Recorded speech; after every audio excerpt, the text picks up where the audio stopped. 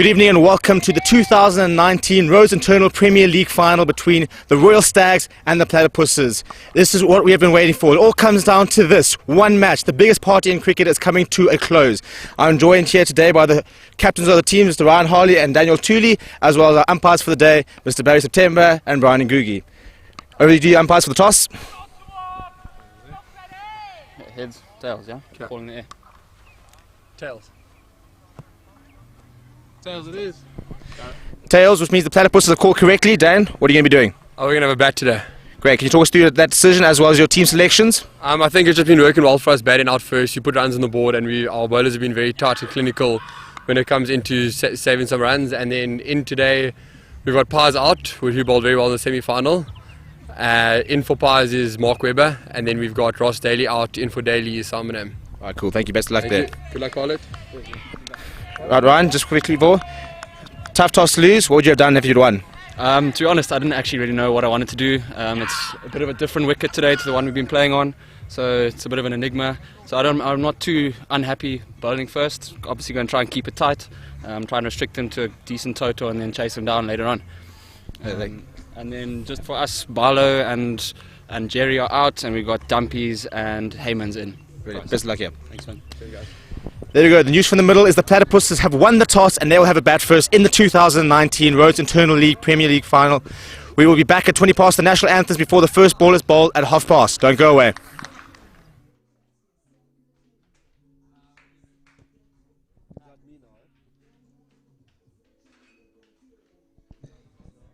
Good evening, ladies and gentlemen, and welcome to the Rhodes Internal Premier League finals here at Greatfield at Rhodes University.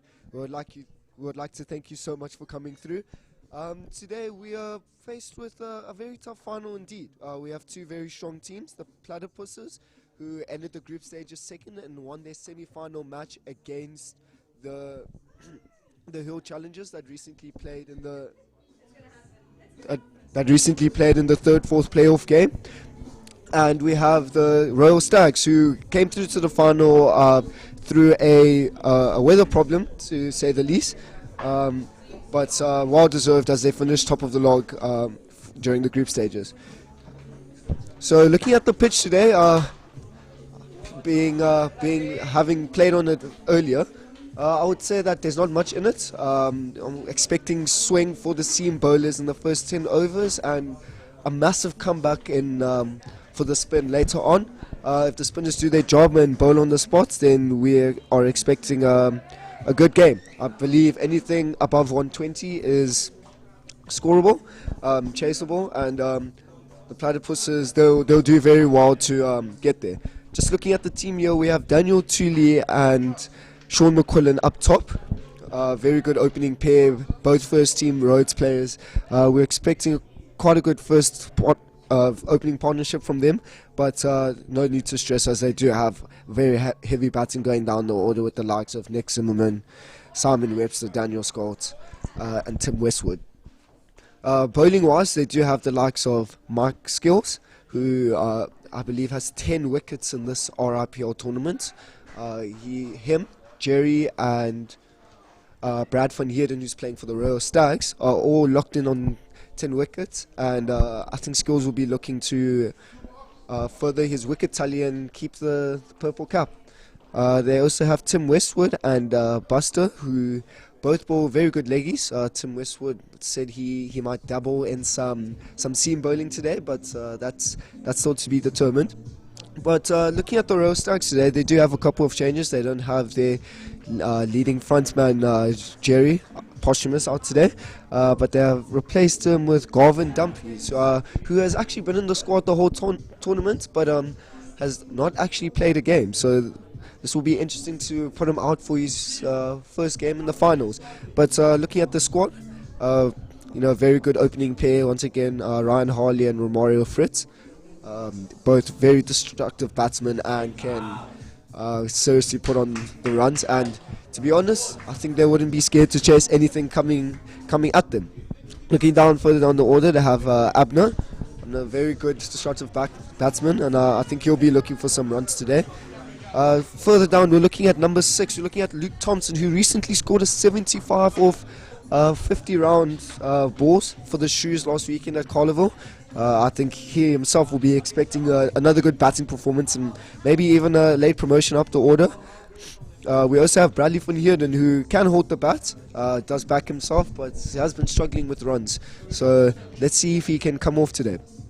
But bowling-wise, once again, I believe that the Royal Stags will open with Guillaume and Alistair. Alistair does get some swing through this wicket. He himself hasn't bowled that much swing, so we are expecting Alistair to come off today. Guillaume as well, I believe one of their faster bowlers in the squad. I think he'll also be looking to hit top of off today. We're also looking at their strike bowler Bradley van Heerden. His left arm off spin will be favourable today, and I think he'll be also challenging skills for the honours of the Purple Cap. It's very hotly contested. I think both sides have put out what we can believe to be their strongest side. Maybe the Royal Stags will be disappointed not to have Nick Barlow, as Ryan Hawley said he's unavailable, and Jerry, but they brought together a strong team, a team that can challenge any team, and as you can see, they did finish top of the log in the round stages. So I believe they're feeling confident. The Platypuses, last year's champions, with a fairly new squad from last year, a couple of new additions, but they kept the core, and I believe they'll also be looking to win another RIPL and add another star to their kit. Confidence is riding high for them, and I believe they are very excited and very keen to get out there. Just a note for a couple of the players out there playing their last RIPL game, as far as I know, Timothy Westwood will be leaving at the end of this year, so this will be his first and last RIPL tournament. We also have Daniel Scholz, who will be leaving. Both players are very committed Rhodes players, first team players. They've given a lot to the club in the past year, and I believe they will be aiming to put out a good performance tonight.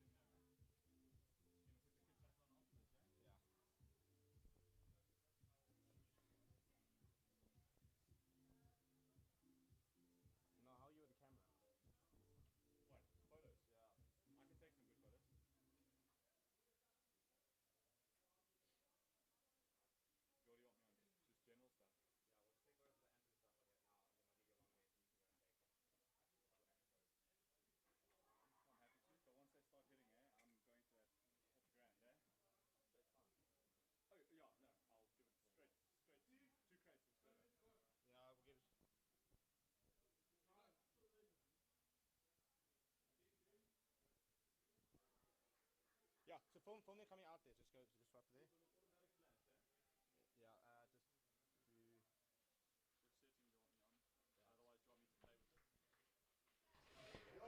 And here we go. It all comes down to this. Both teams walking out here. Welcome to the final of the 2019 Rhodes Internal Premier League between the Platypuses, the reigning champions, and the Royal Stags, who won the tournament back in 2017.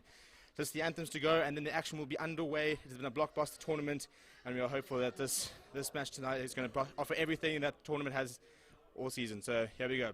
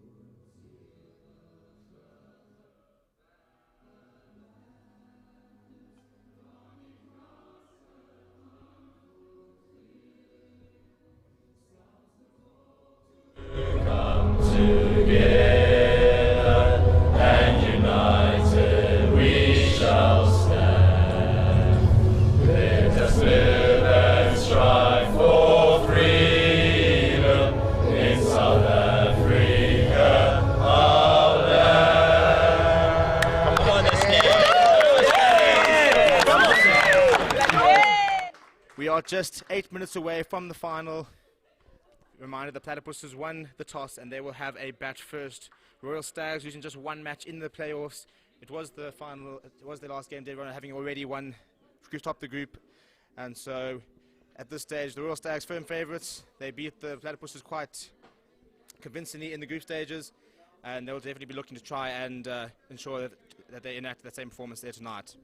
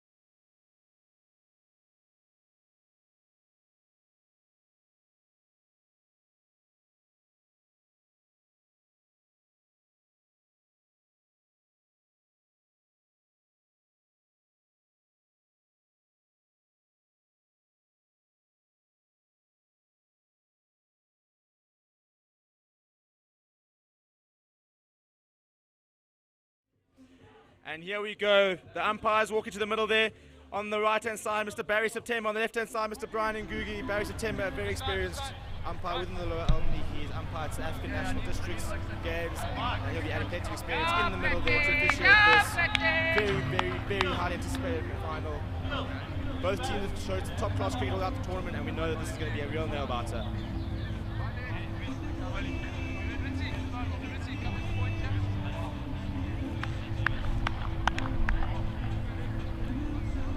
Straight into the middle, a bit of a different tactic. First up, Simon Webster's being sent up at the top of the order. That must be a move by the Platypus to try and attack the spin early on.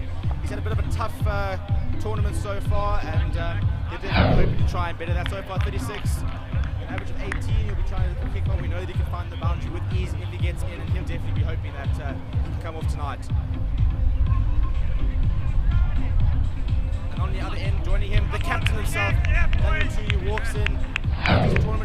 52 his name, 64 runs, best of 54, an average 21, a strike rate of 100. So very tidy there from Mr. Daniel Tooley. He'll be over to lead from the front and make sure that the Platypuses get off to the perfect start. Opening the bowling for the Stags. They've done it all tournament, they're going to be doing it again, they're going to be going to spin. Mr. Bradley van here, the current leading wicket taker, will come into the attack. He has 10 wickets for the tournament and an average 8.1, strike rate of 1.6 in a very, very tidy economy. So Ryan Hardy, we're definitely looking to start nice and positive with Brad and Beeks. What do you think of the attack here? We've got Longoff and the cow corner there for the spin. What do you think of the Stags? And what do you think of Platypus' decision to send Webster at the top of the order? I believe it's a very good idea.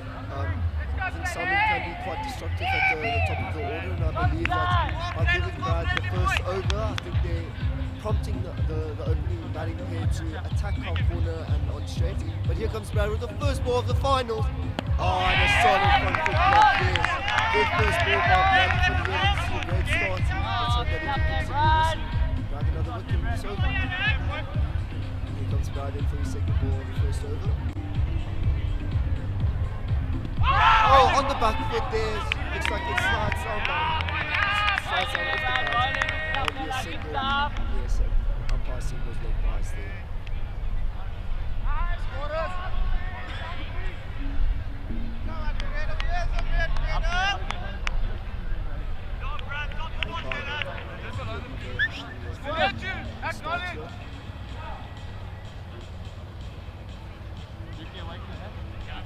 As I was saying, Daniel can be very glad he can start here.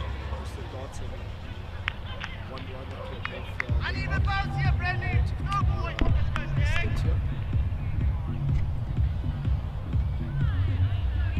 Oh, solid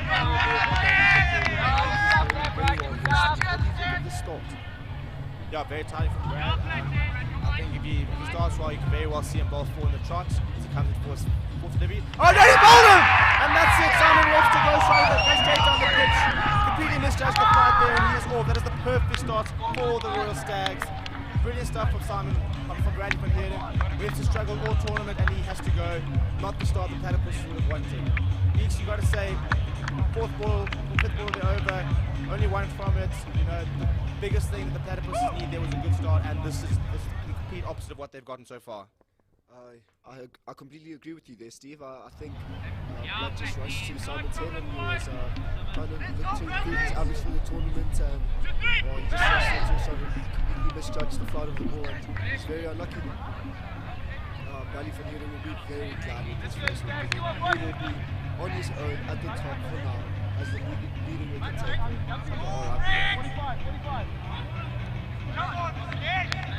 Nick Zimmerman shows out to the middle of the pitch. Zimmers has been batting very well this tournament.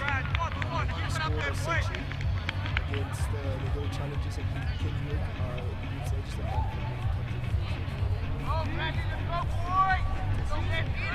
yes, Nick Zimmerman was... Go Bradle, let's go Bradle! His final back in top form. I think he is in the top 10 actually of the leading run takers of the tournament so far, and I believe he'll be able to stop or fall. Steve, what do you think? Yeah, last ball of the over, as you can see, Nick Zimmerman's right in, and he's very happy to get that Good start. One ball left in the over.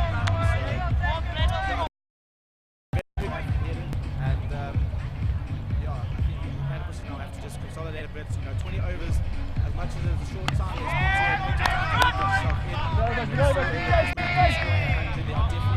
It's a very, very good deck. It's not the same deck that we've had in the Arc tournament.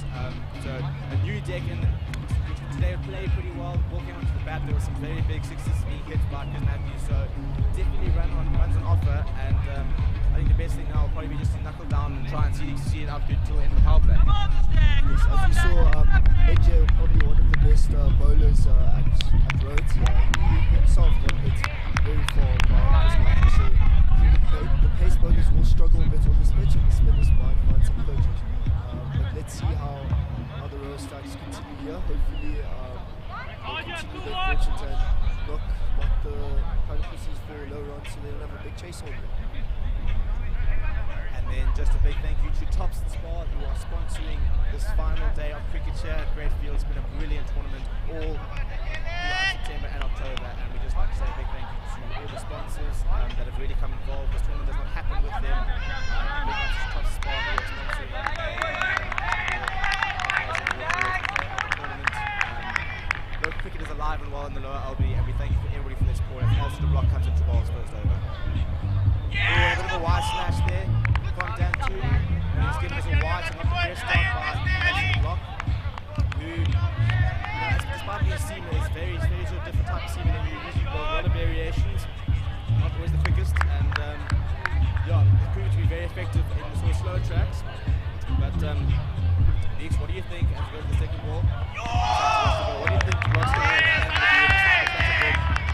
where the ball might not stick as much in the actual surface? Well, we've seen throughout the tournament that Alistair de Block's skill sets is quite impressive for a seam bowler. There's a lot of change-ups, slow ball, some cutters there, so I think he'll be using a lot of his change-ups, but I think he will be using his pace as he comes in for the third ball, who's over. That goes down leg 4-1.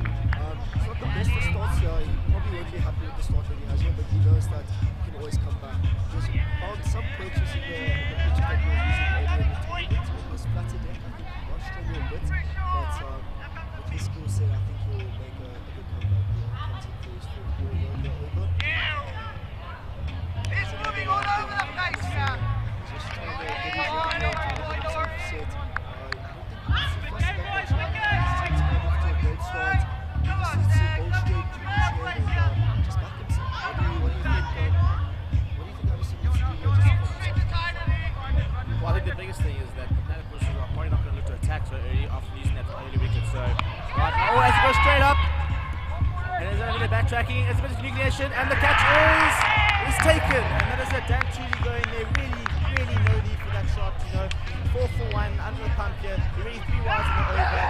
Really was need for that, but Dan Tooley tried to take on the gaps there in the power play, and suddenly the Platypuses 4 for 1.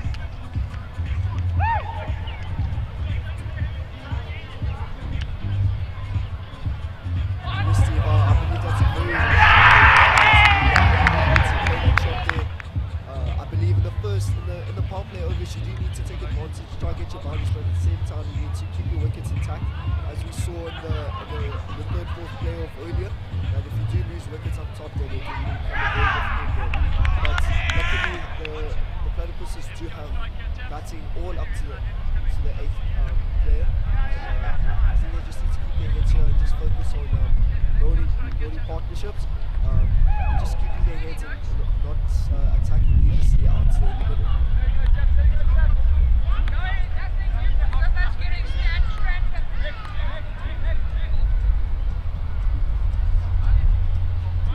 So that is the Platypuses 2 down in the second over. I think they'll be very pleased with the start, but they're not going to rush themselves, and I believe that they will make a comeback. As the fourth batsman strides in, we have Carl Fadika. He's had a kind of a, he's only played 2 games, he's only best score of 8.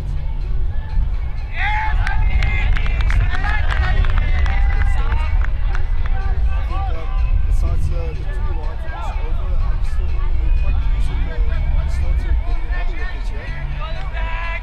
Just needs to they won't attack him early. Just needs to go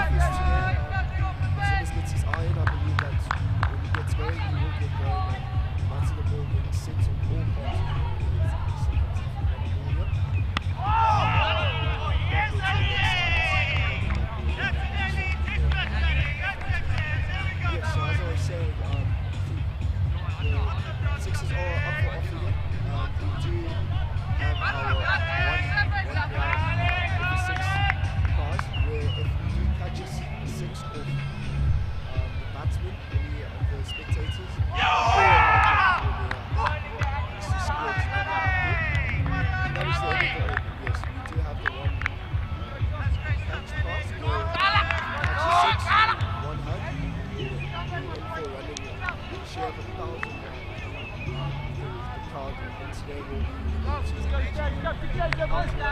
sixes, and hopefully they'll be coming in. And Alice will be very glad with his comeback after the record. 4 dots on the trot.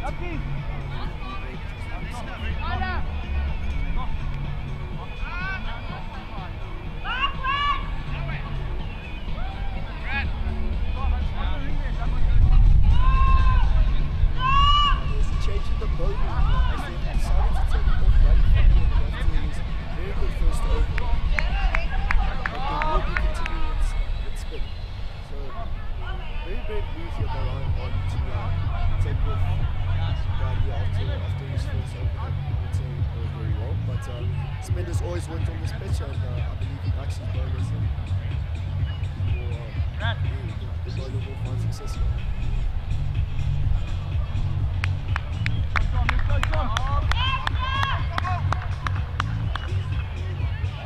First ball here, is over. And that's a doctor delivery. I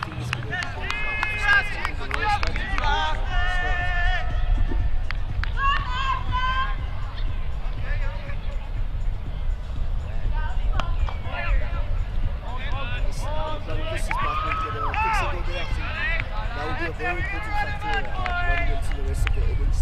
Singles in between the wickets, and I think the batsmen will run well here. They will find runs easy to come by, and they'll be very happy with the total that they reach.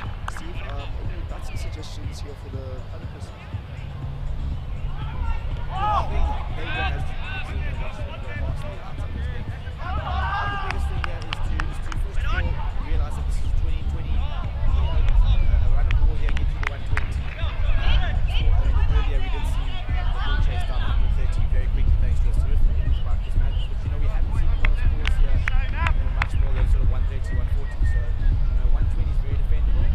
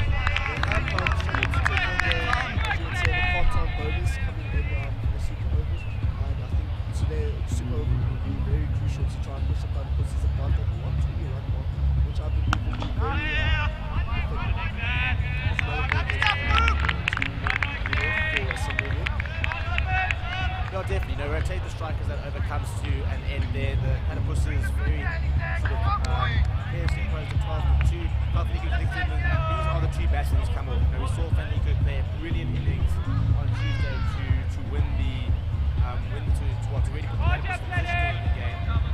He played brilliantly last year in the final, was the man of the match. So these two can definitely do the damage. I think they now just need to knuckle down and make sure that they are there nice and deep. And if you're watching, please do get involved.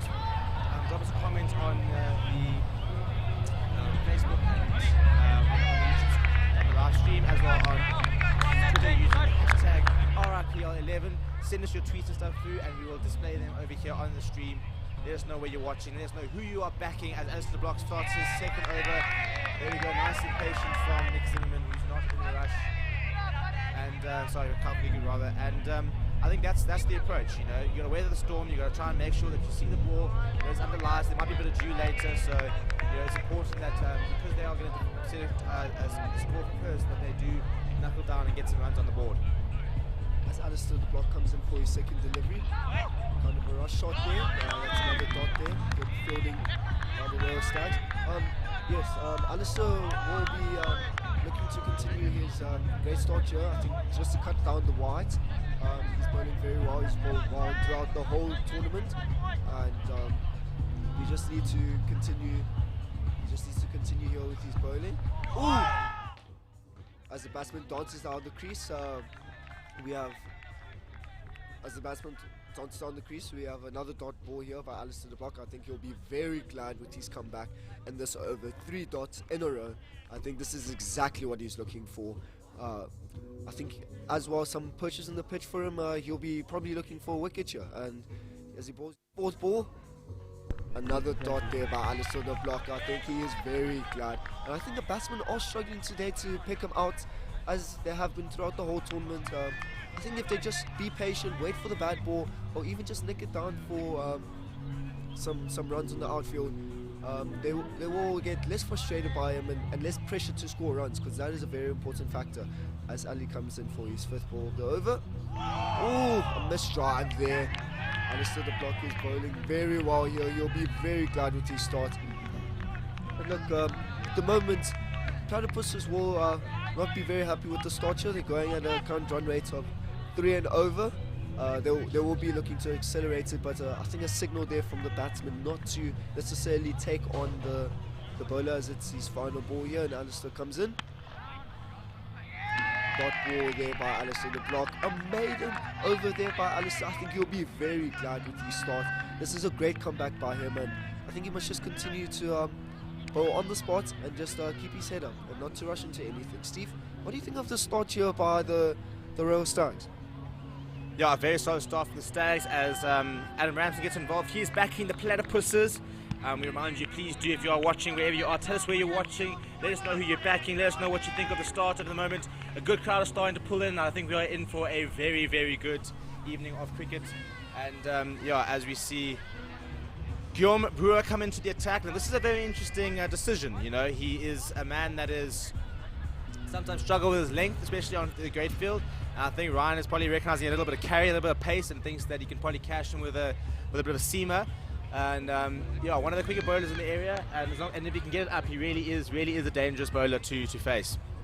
I think more of an interesting decision by Ryan Harley is to keep Alistair on one side and to make his 3rd bowling change on this side.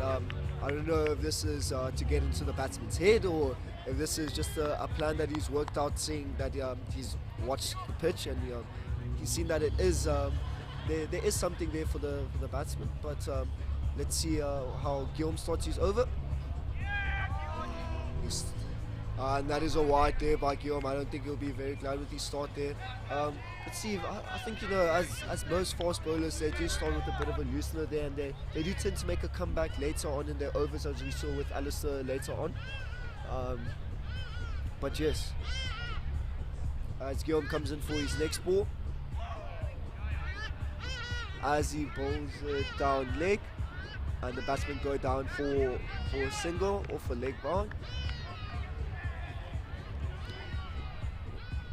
Yeah, look, I mean, I think Beeks as a fast bowler yourself, or rather a seam up bowler, I think you understand that, you know, it does take a while to get into your rhythm. And as Guillaume runs in for his next ball, and it's down leg, well stopped from Tyler Miller, but another wide. And this is what I'm saying, you know, the Platypuses just need to hang in there. You know, we've already seen that the Stags are sort of struggling with trying to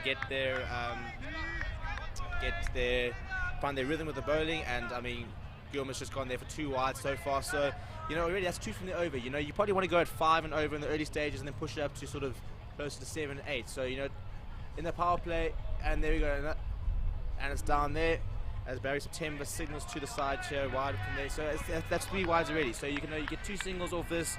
We even run 3 or 4 singles is a very good over. And I think that's what the Platypuses need to do. They need to take it over by over and just start constructing innings rather than just sort of haphazardly batting and hoping to get to a total at the end. I think Ryan Harley should also back his bowlers and give them time to get in. I don't think they should just take Guillaume off here as it's his first start ball of the over. I think Ryan Harley should back his bowlers. I don't particularly like erratic bowling change on one end and keeping one bowler on the other end. Bowlers do need time to get in, get their rhythm, and if they're bowling one after the other, they'll find it very erratic and very uncomfortable, to be honest. As Guillaume bowls another ball here, goes down leg. They're trying to get a sneaky run there, the Platypuses, but that is another wide off over. Yeah, Steve. As I was saying, I think the erratic change in bowling, as I would think to say it as, I don't think it's been favourable to the bowlers as they've. As there was a fielding change there by Ryan Harley, and you must go back to him. The erratic bowling change on one end has not helped the bowlers particularly, as they need to find their rhythm in especially in the power play overs, especially when they're trying to warm up here as Guillaume comes in for another ball. And that is another wide that is going down leg. Big chase there by the fielder. Platypuses will be looking for 2 runs, and they complete the 2 runs.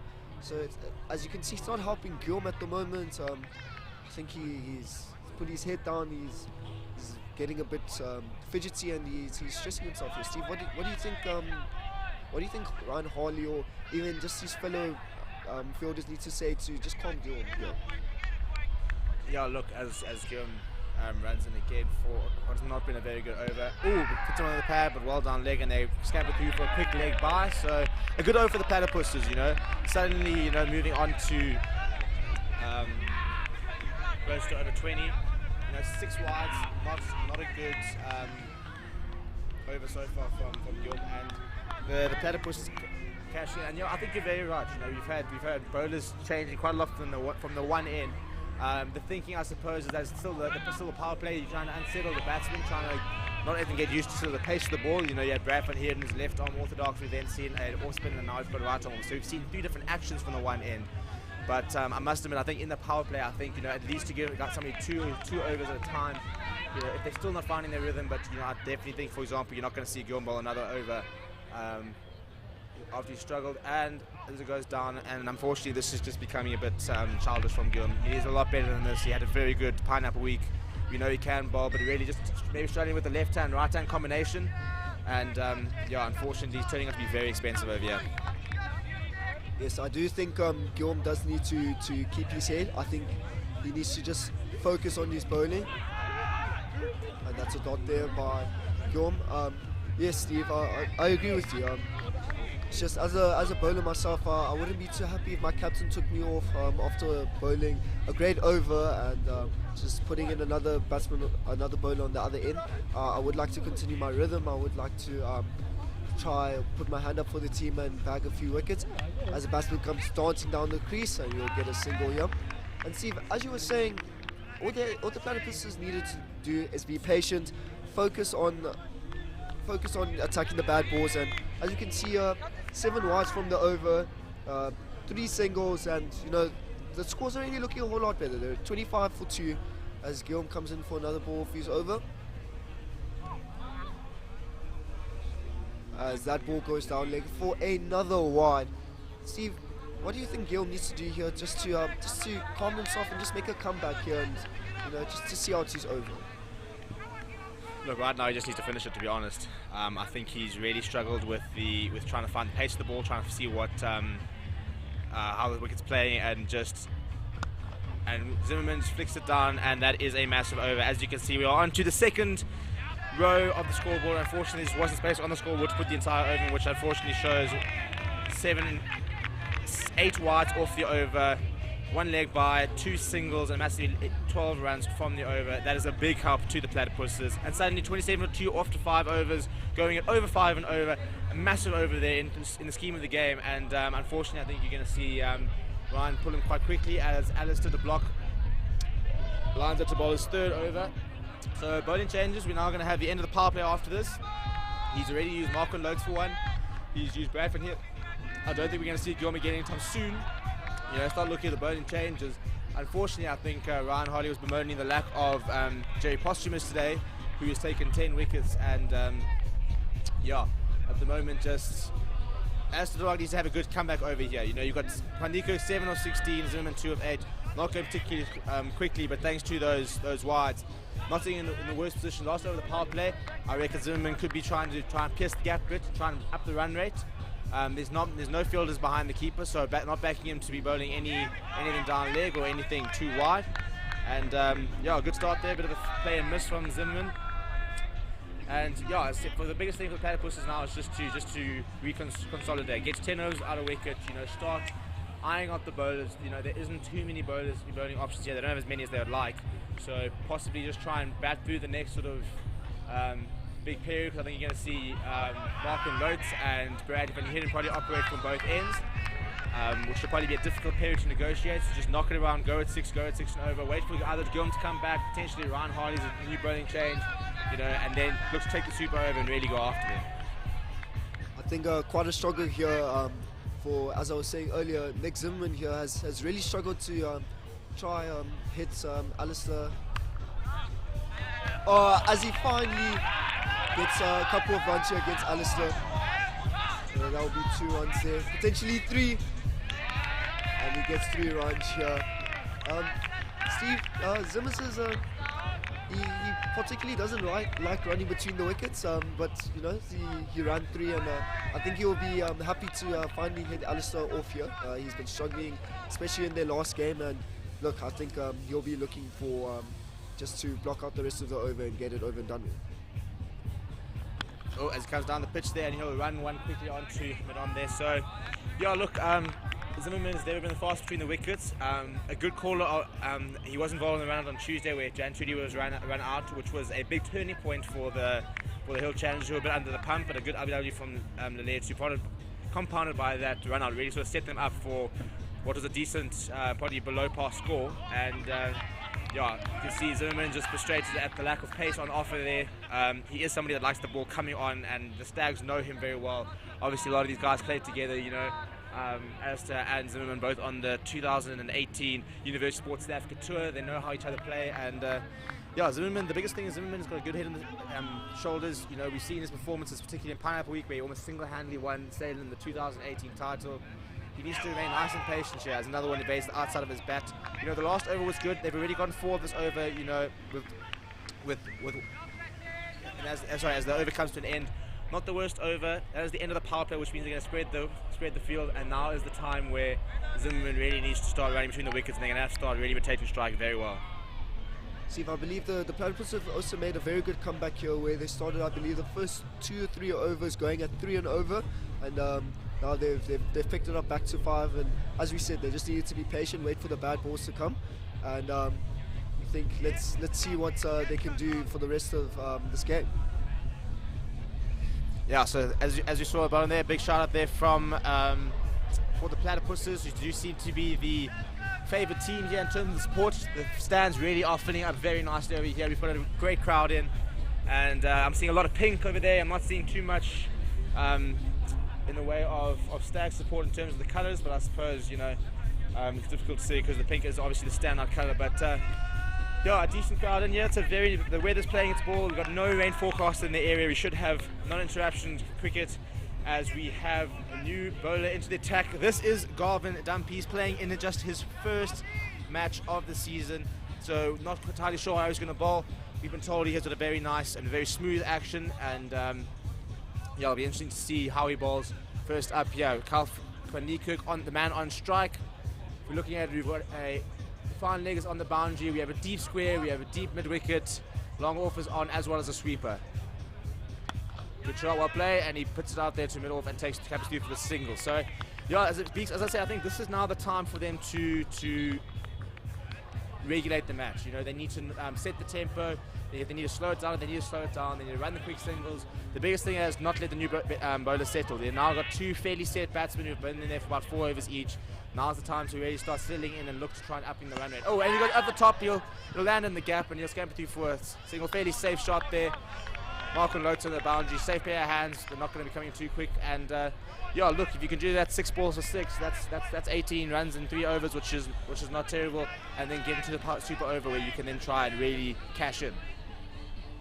Steve, you were talking about managing the Toto here as batsman runs down, dances down the crease to get to a single.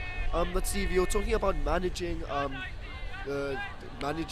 getting a total here, and I believe we have 2 very good batsmen that, if they do get set, and I believe they are set, that they can manage this total very well, get the singles, get boundaries where they need to, and I think they will ensure that they will try and get at least 6 to 5 runs and over. As we see another ball here go down to 1, another quick single there. And Steve, that's another feature. Smart cricketing brain. Nick Zimmerman does enjoy batting out there, and I can see you got the dance moves out here and enjoying the music. But just we've got two very good batsmen out there that can manage a game and possibly win the game. You have the batsman. Oh, and a drop catch there. And it's a run out there.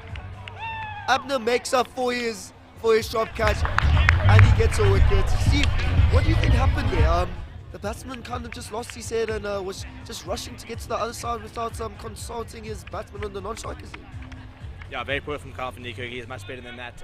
He departs for just 10, and yeah, unfortunately, you know, he dug it out a bit there and picked out Abner Akoma, who's usually a very good fielder. He put it down, and that was his first life, and then runs down the wicket, and Nick Zimmerman was not in for that signal at all, and exactly what the Platypuses didn't need. And I think, again, that's probably the third wicket that we've seen, which is just really not needed, and just poor decision making at the top of the order. Yes, you're right, Steve. We were talking about good decision making and managing their innings right here, and I think the Platypuses are, you know, as a good batting team as they are, they're kind of getting the finals get to their head. As Simon Am comes to the crease, a very good batsman there for the Platypuses. I think him and Zimmers will look to rebuild this innings and aim for that, I believe, that 120 score, which is very in the reach for them as he goes to consult. I thought he was going to consult Zimmerman, but he was just going to the umpires to give something, I believe. But yes, I think we have two batsmen here that they will try to look to rebuild the innings, aim for that 120, and you know, get the crowd excited here with a couple of boundaries. What do you think, Steve? Yeah, Simon Am trotting to the wicket. You know, he's not a notoriously big hitter, but a very classy batsman. Very, very, very quick between the wickets. So you know, we'll see how well these two run between the wickets. But a very experienced cricketer. These two both played their cricket for Salem before Nicholas Zimmerman came across. And first ball, and he carves it out through the covers.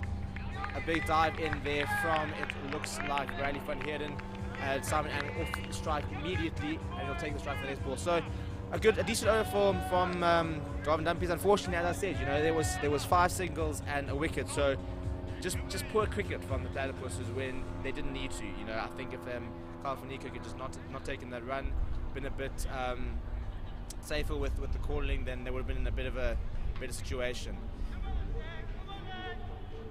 We have Jenny Miller over here on the YouTube saying, "Go Royal Stags." Please remind, if you are watching, please do get involved. You can use the hashtag on Twitter, hashtag RIPL11. I'll drop your comments on the YouTube stream. Let us know where you're watching. Let us know who you are backing. If you want to ask us any questions, we can do that as well. This is the last time the Royal Internal Premier League will be gracing your channels all over the country and all over the world. I was informed in the first matches that we reached countries like the UK and New Zealand. So we are global now.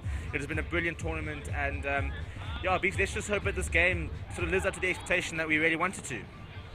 I think we have possibly the two best teams out of the group stages.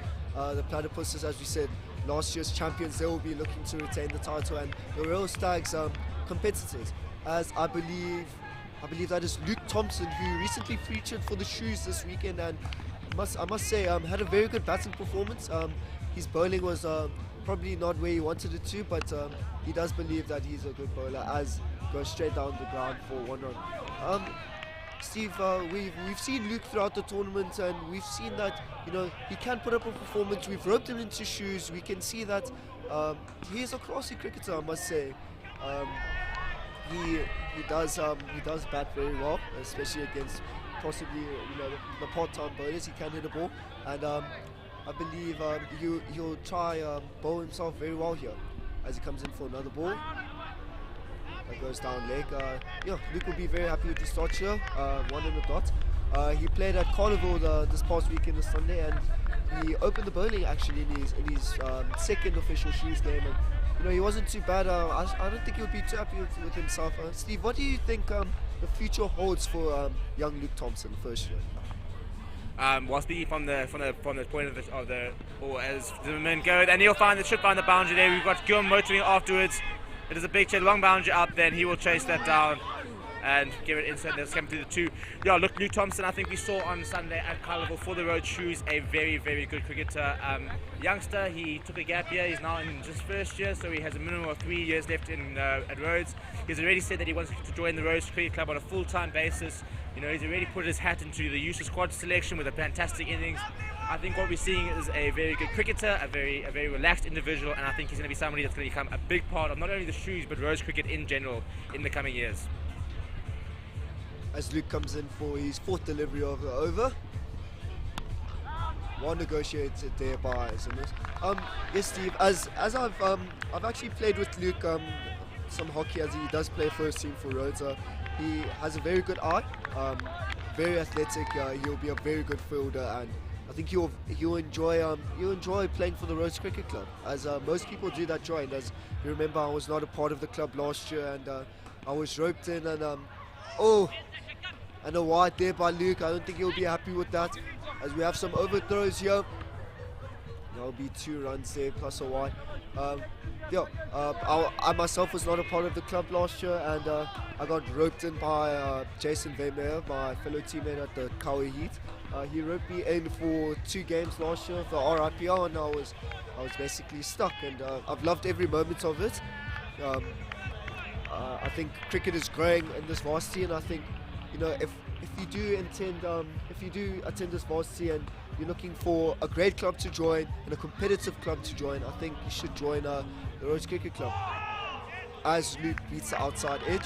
Steve, I think the tournament has grown this year compared to last year, as I was playing towards the tail end of the tournament and the support wasn't particularly as there, but I think we've seen with the new additions like Catch a Grand and just the general atmosphere out here, the tournament has grown immensely, and I think everyone is loving the tournament and just cricket in general.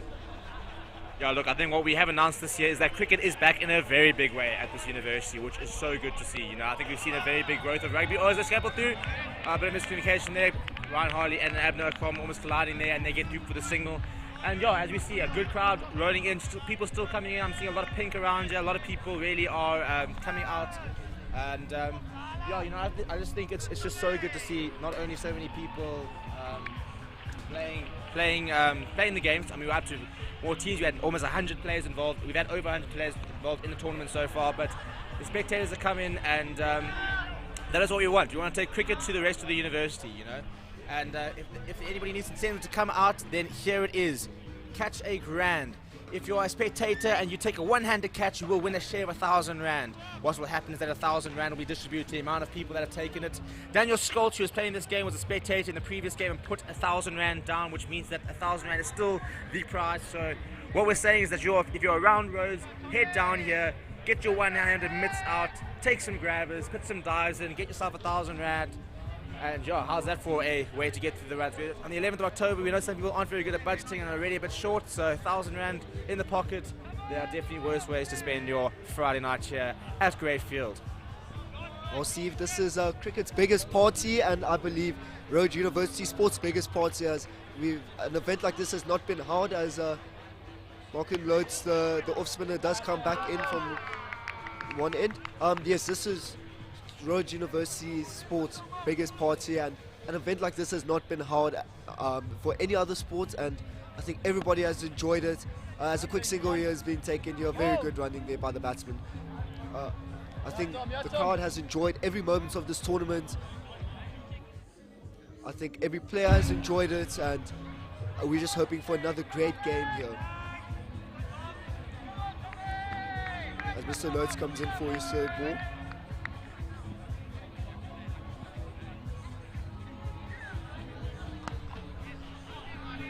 And he hits that down the ground, going for one to Ryan Harley. Looking at it for this year, we've used RIPL as a selection process and kind of a trial run for the USA tournament happening in December in Johannesburg. Oh, and a block there. I think Mr. Lewis is very frustrated with that delivery.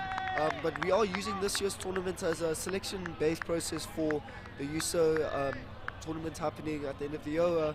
We were promoted last year, and we are looking to take the best 14 players up there. As another ball has been well negotiated there. I think every internal player and every player that has signed up for the club has put their hand up, not only in their league performances from the Pineapple Week, but also during the RIPL and our first couple of league games. Ooh. And a paddle down to leg side. That will be leg bars.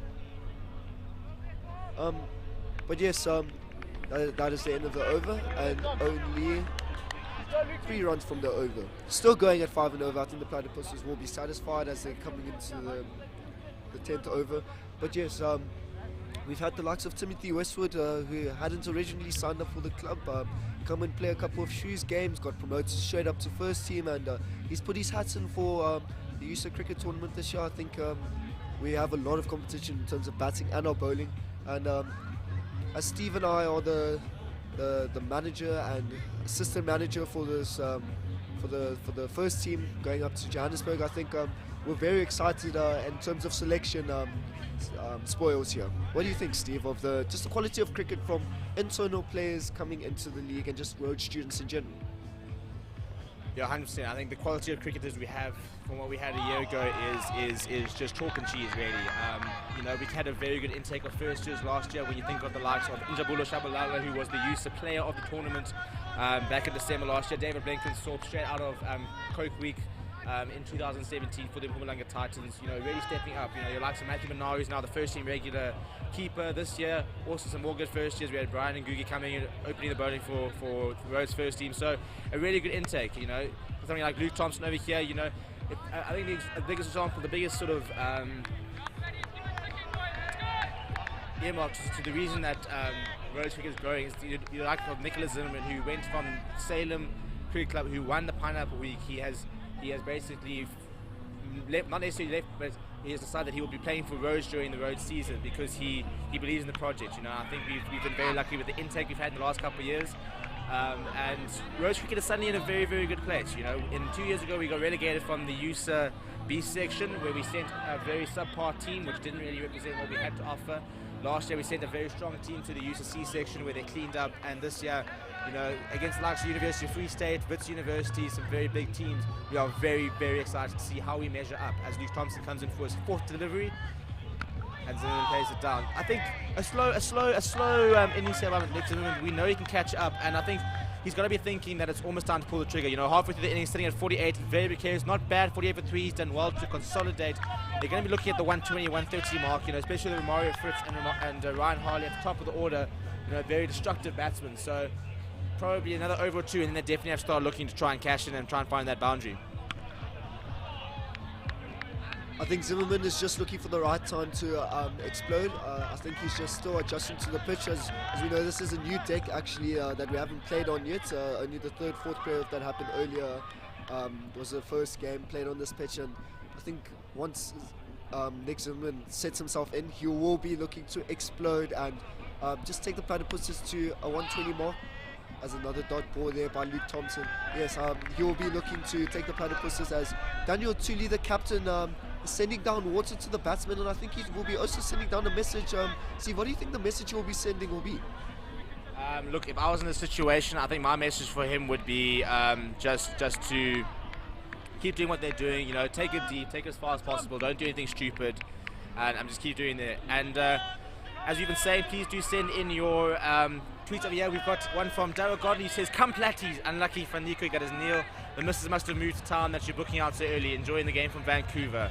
Thank you for the coverage, is what it says in the rest of the tweet. So a big thank you to Daryl over there. It's great to hear that we are live all the way from Canada. So awesome to see that we are taking that the Rhodes Internal Premier League overseas, and the crowd really is building up here. And Beeks, I don't know about you, I don't think I've seen a crowd like this since the Varsity Shield, which really does show you the quality of cricket on display in front of us right now.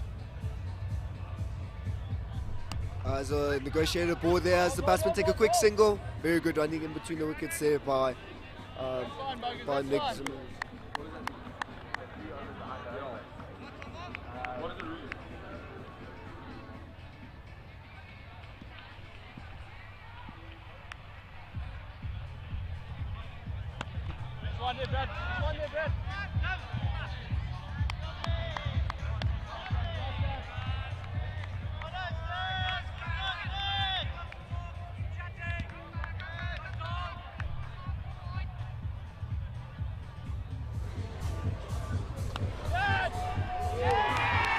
Ooh, and a wicket there. Nick Zimmerman is not happy with himself there, as he believed he threw away his wicket as he throws his bat down on the floor. This is a very good start here by the Rose Stags. My apologies. at the toss, Ryan Harley said he was not sure what he wanted to do, and he was very happy to lose the toss and bowling first. I think he would be very glad with the start that his bowlers have put up here. Steve, what do you think of just what's the situation that's going on here? Yeah, Zimmerman clearly very frustrated. You know, he did the hard grass, 29 balls for his 40. He won't be happy with that. It's a poor strike rate. Yeah, unfortunately, just looking to try and kick on and not being able to. And I think that's the biggest problem when you sort of not necessarily back yourself into a hole, but when you give yourself this much time, you really do need to convert. And unfortunately, if you can't pick it up, you know, you really struggle. I was watching a CPL league game the other day, and that is the Caribbean Premier League, and there was a batsman who was on 12 of 30 and really was struggling, and he went on to then score I think it was about 60 off about 55 balls, and he picked it up and won them the game. So, you know, there's nothing wrong with building yourself into, but the problem is if you don't kick on, then you do really struggle. As Buster Brotherton walks out to join his captain at Salem, Simon Am, Buster Brotherton, the chairman of Salem. So we've got two Salem batsmen in the front here. Mark Lotes, the man who gets the wicket, and Sonny the Platypuses, 51 for 4 off 10.3. Run rate not necessarily the issue, you know, a fairly healthy run rate of 4.86. They wanted to try and push it closer to 6, but yeah, probably Stags on top, and the important thing would be to start losing wickets. But if these two are very good between the wickets, and if they can just run, you know, their way to 6 and over and more, then there's definitely got a chance. You know, anything over 110, 120 is very defendable. It's difficult to score up there if there's not much pace in the ball, and we are seeing a Platypuses side which is stacked with spin. As you see, Buster Brotherton just angling his bat there, putting it down to short 45, and are there any overthrows? No, there we go. So, yeah, if you have to have a look at the batting card over here, so we've seen Toolbox and Webster at the top of the innings, Zimmerman just out here, Brotherton and Am players in at the moment, and you know, if you have to compare them to the Royal Stags, you know, you've got a lot of, in terms of your bowlers, for Platypuses, you only really have Westwood there who's going to bowl anything sort of seam, you know. So you've got the likes of Sean McQuillan spin, Buster Brotherton spin, Tim Westwood spin, Mike Skills spin, Carl Finney-Cook also spin. So that's Buster Brotherton spin. So there's just a lot of spin in the Platypuses, which means it'll be difficult for the Stags to score. In terms of the Stags, looking at that, you know, the likes of Ryan Hardy and Mario Fritz at the top of the order, they are devastating when they get in. And then after that, Abner Com, still a very good player. Mark Lotes, one of the best all-rounders in the Eastern Cape last year. But, you know, if looking at it, the Stags probably don't have the deepest batting order that they would like. You know, with the likes of Nick Barlow, Matthew Schaefer not available for the match today. If the Platypuses can get some early wickets, they can definitely do some damage. So right now, the Platypuses, they just need to set themselves small targets. You know, you've got to think of 80 at about 16, 17, and then just sort of go for it at the end. Still super over to come, and I think that'll probably define the innings. As you see Luke continuing his spell. As a batsman decide not to take a second run here. Steve, I think it's very difficult out there for the batsmen. Even though the Stags don't particularly have their best batting lineup out there, I think if they get anything at 100 and maybe below, I think they'll be very happy with a run chase up. As you said, Ryan Harley and Romario Fritz up there at the top will be looking to attack the spinners. No pace on offer here by the Platypuses. They'll be looking to put out a full spin attack. I believe the only pace bowler will be Simon Webster, who does get very nice carry, and you know, he has bowled pretty well for someone who doesn't consider himself a bowler. As the ball goes down to third man. But Steve, this is just another great, it's just another good performance here by the bowlers here. I think besides the erratic start that Harley had with his changes, I think he's settled down now. He realised that he needs to back his bowlers and give them time to set in and just to find their rhythm. What do you think of just this change and just Ryan Harley believing that he needs to set his bowlers in, and as Luke comes in for another ball and the Platypus batsmen get a single here. As us as captains, we believe it is important to make sure that your bowlers are bowling well, and on a pitch like this, if your bowlers do find your rhythm, then they will find wickets. 100%. I think you can see Luke Thompson, 0 for 11 and 3, not going at too much, seems to be very settled and beat the outside edge. So, I think these two are probably looking to knock him around. I wouldn't say he's creating too many chances. Buster Brotherton tries to guide it there. And they take to the single, and brilliant running. Simon Am is one of the quickest batsmen between the wickets in the lower Albany. And that's a very well run signal. I think that's what we need to see more of. As you can see, scampering through and would have been well safe even if they got there. So that is brilliant running. And that can be the difference. You know, running well between the wickets, converting those ones into twos, which I think you will see. You know, they'll start finding which fielders they can take on. You know, if they can just get up to 6 and over and post a good target, anything is possible. You know, the pressure is always on the team chasing. You know, last year, the Platypuses chased brilliantly thanks to a fantastic, as you fix around there, and they run, and they're taking a second, and they'll run through, and there we go, brilliant, there we go, and that's what we're saying. You know, some good running between the wickets. Suddenly, there's 2 runs there. Suddenly, it's looking like a very good over. Already 6 from with the ball to go, and yeah, that's one way to pick up the run rate. I think the biggest problem with T20 cricket is that we get so caught up in the big hits and the sixes and the maximums, is that we don't prioritize. You know, something like a Virat Kohli who will go and score 50 at a runner ball, and as he calls it out there, Bradley van Heerden tosses it. Simon Ammon's turned and he's already set off, taking on Brad van Heerden, and they come back for 2. What a brilliant over, and that is just good running. That is 8 runs off the over, no risks, nothing in the air. The run rate comes up, and that is very, very good batting, BK. Yes, I think teams in this RIPL have discovered that you need to manage your innings very well. As you said, there's still a super over to come, and even though teams have struggled to take on the super over, I think they believe that you know, a super over can change the innings here.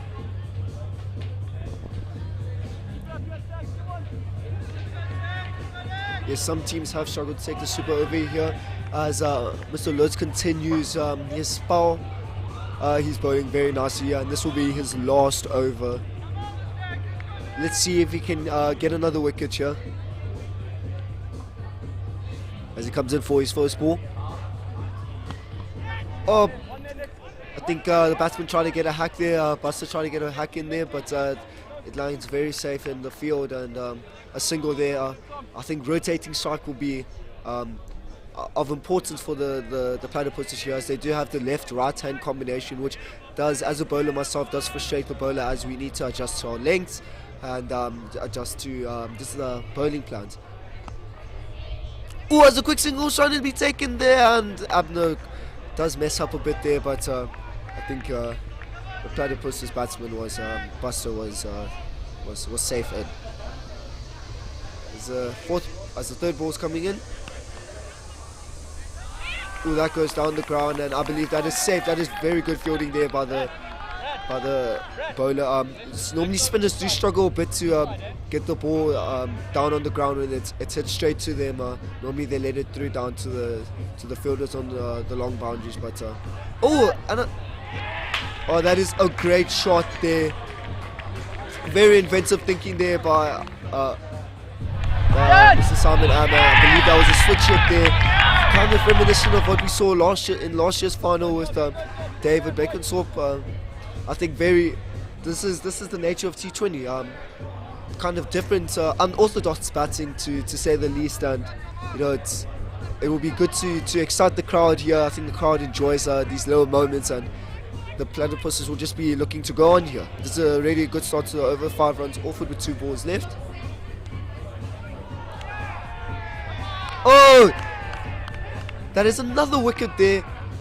It looks like Simon Am was just trying to get to the ball, trying to play his shots, trying to rush at it, and he unfortunately misses the sweep shot, and he gets bowled. Yes.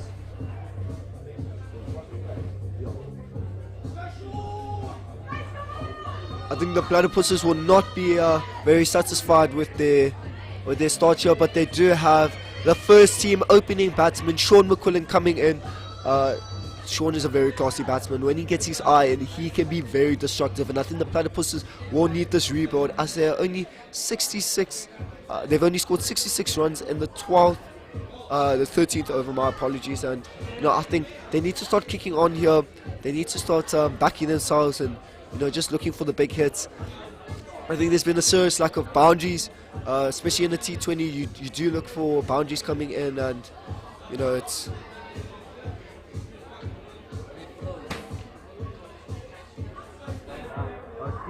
we froze.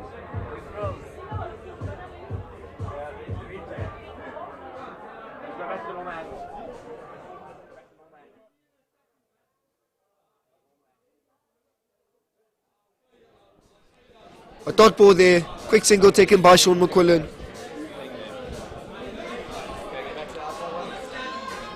That is the end of the over here. A very good spell here by the right arm off spinner, and I think Ryan Harley will be very satisfied with the performance here of his bowlers.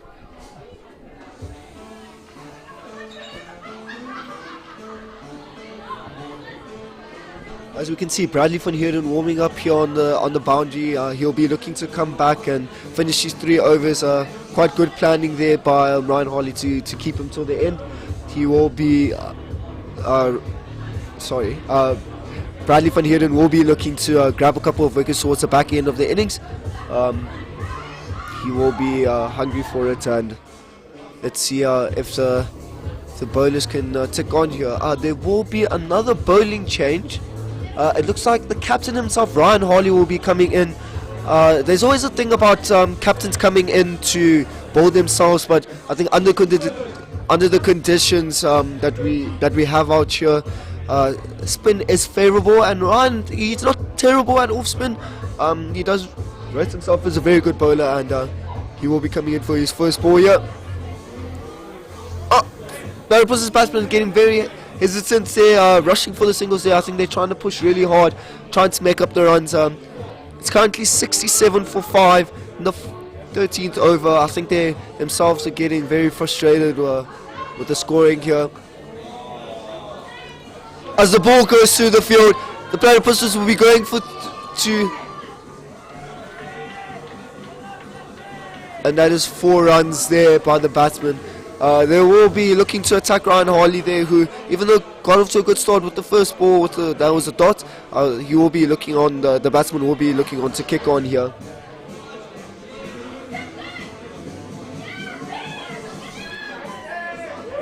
As Harley comes in for the next ball of his over. That goes down to mid-wicket, and there's a chance for a run out here! And there is a missed opportunity there, as Abner's throw was not good enough to satisfy...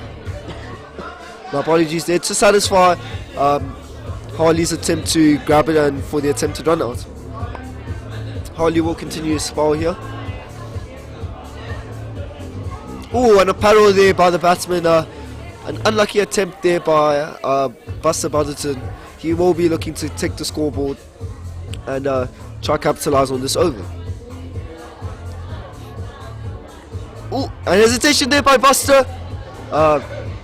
Harley has brought another very good delivery there. So far he's only gone for 5 off his over. I think he'll be very satisfied with the start that he has here, and he will be looking to possibly kick on soon.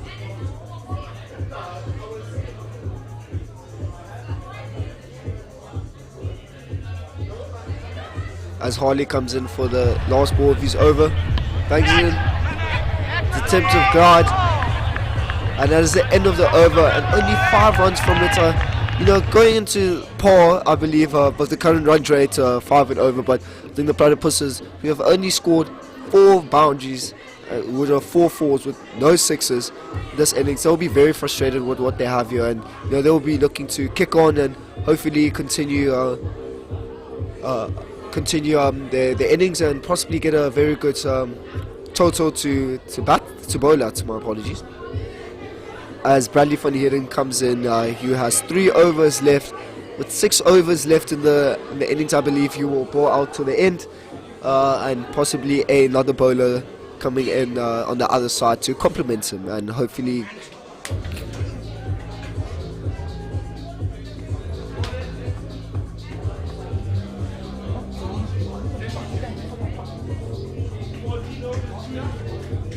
as 14 overs have passed, 6 remaining.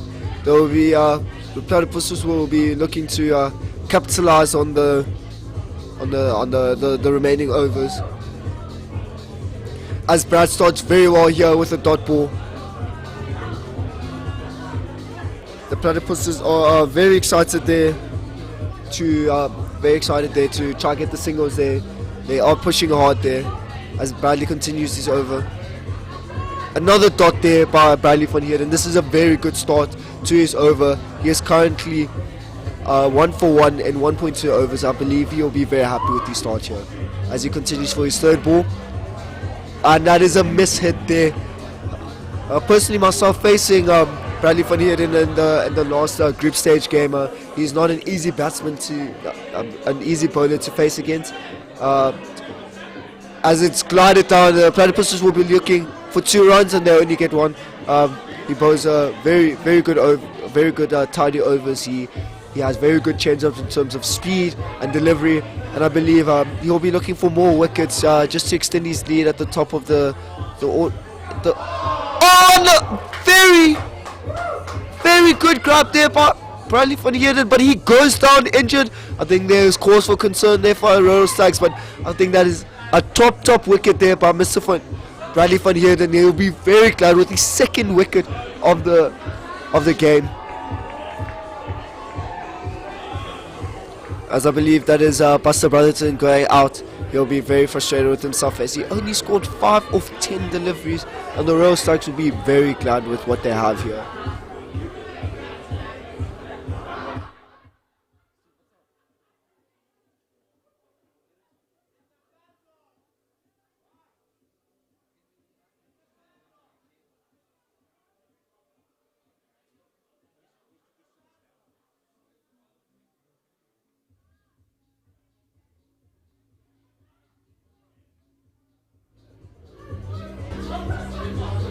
As Buster Brotherton comes back looking very disappointed in himself. To be honest, not many people would expect those kind of catches to be grabbed, and Bradley van Heerden looks like he is fine now. He's very pleased with himself. As Daniel Scotes, the Shrews batsman, comes in, he will not be very happy with the situation that he's been put in here, and he'll hopefully be looking to accelerate the innings here with Sean McQuillan. As Bradley comes in and they take a single there, and this is very important for the batsmen to do. They need to be rotating the shot, they need to be making sure that they continue getting boundaries and the singles. As I am joined here by Mr. Azir Mohammed. He's very scared of the mic. But Azir was our leading run scorer for Kauai Heat, and he also decided to take up the gloves and become wicketkeeper this year, not bowling. You'll be looking to be one of the first team keepers going up to USA this year. But just looking at the innings here, the Platypuses are 74 for 6 in the 15 with 15 overs passed. I think they'll be very, very unhappy with themselves here, as they'll be looking to accelerate the innings and possibly get 100 runs on.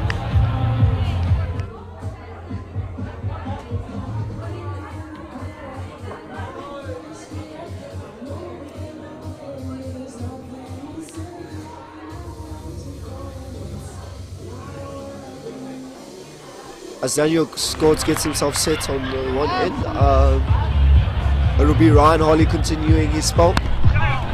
And a single there. And they'll just be looking for the single. I think this is very good batting here by Daniel Scots. He'll be looking to just rotate the strike, looking just to keep the score secking. And Steve, what do you think of just the situation that the Platypuses have put themselves in right now?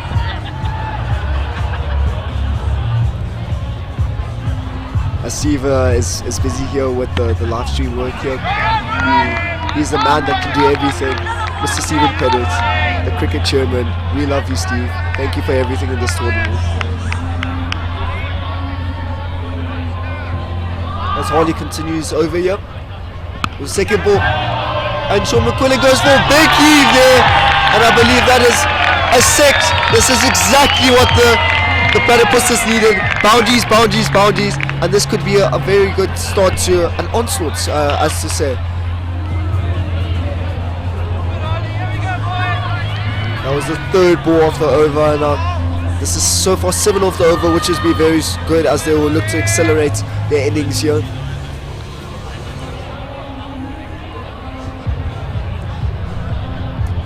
As Harley comes in and McQuillan goes for another big heave there. I think he knows that it's time to accelerate the scoring here, and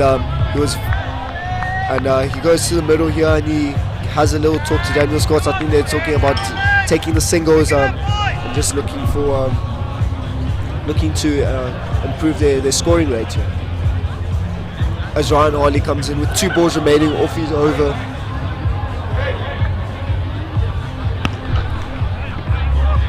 Oh! And Sean McQuillan looks like he was not sure what was going on there as the ball goes straight down the ground for a single. Scott has done very well to keep the strike rotating and just ensure that the score keeps ticking.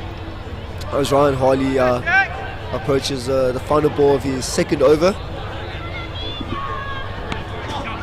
Well negotiated there by Sean McQuillan, taking the quick single, and he will retain strike. Very good over there by the Platypuses. As they got 10 off the over, I think they'll be very satisfied with what they have here, and will be looking to accelerate and hopefully continue their batting innings here.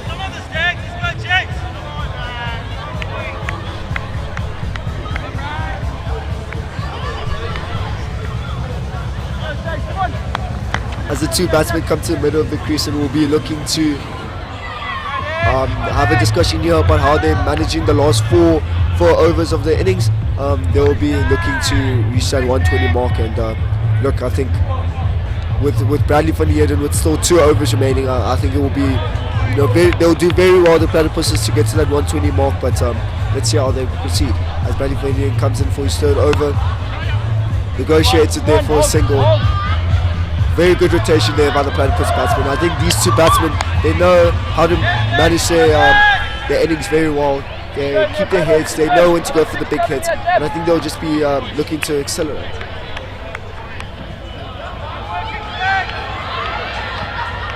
As Bradley van Heerden comes in for the second ball of his over. And it looked to be squared up there, but the Platypuses make it in for a run on the other end. Very good running there by Sean McQuillan and Daniel Scott. Very 2 classy batsmen there.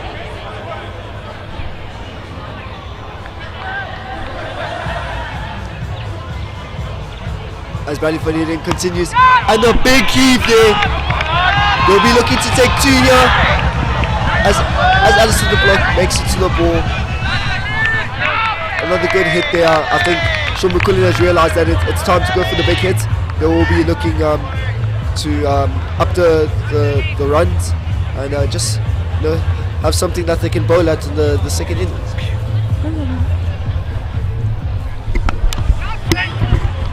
And that is a dot ball there. That is great fielding by the Royal Stags fielder there.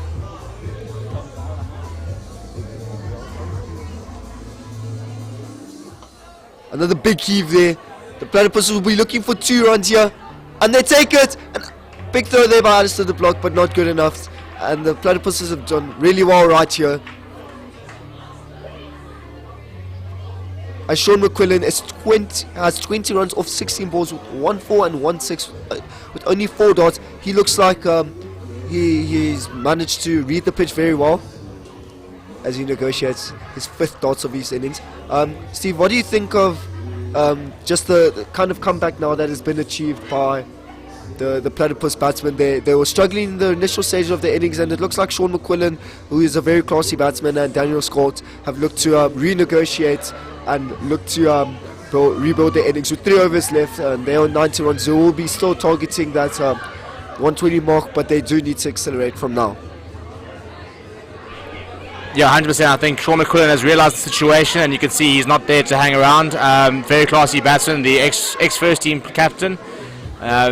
He's an RIPL specialist. He's topped 2 RIPL run scoring charts in his career, and he understands this game better than most, to be honest. So the perfect person to have in the middle at the moment, and yeah, the Stags want to ensure they have a minimal target as possible. They've definitely got to try and target the wicket of Sean McQuillan, because if he gets in, he can be very destructive.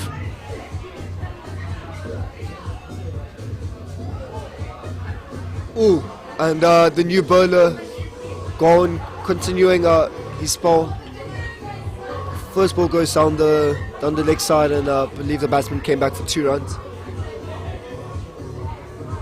The Platypuses are very, very happy here with this rebuild, as the 2 batsmen out there have consolidated and decided that they need to start fighting for the 2s, the singles, and looking for the boundaries. As there'll be a dot there.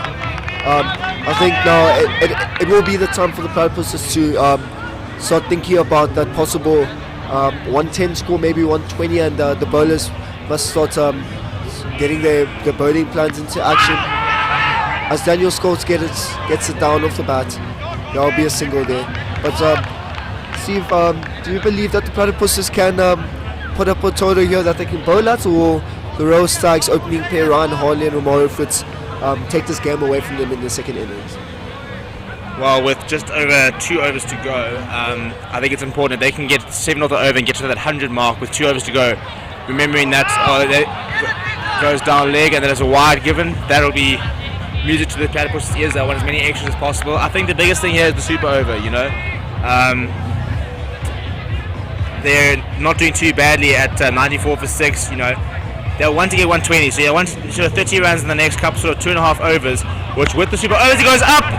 And then it's gone miles in the air. Romario Fritz comes running in, he's trying to catch us up, and he puts it down. And Ryan Harley, Sean McQuillan, putting it in the lights, putting it in the air. That's a very difficult chance to take, and McQuillan survives. He moves on to 22 off 19.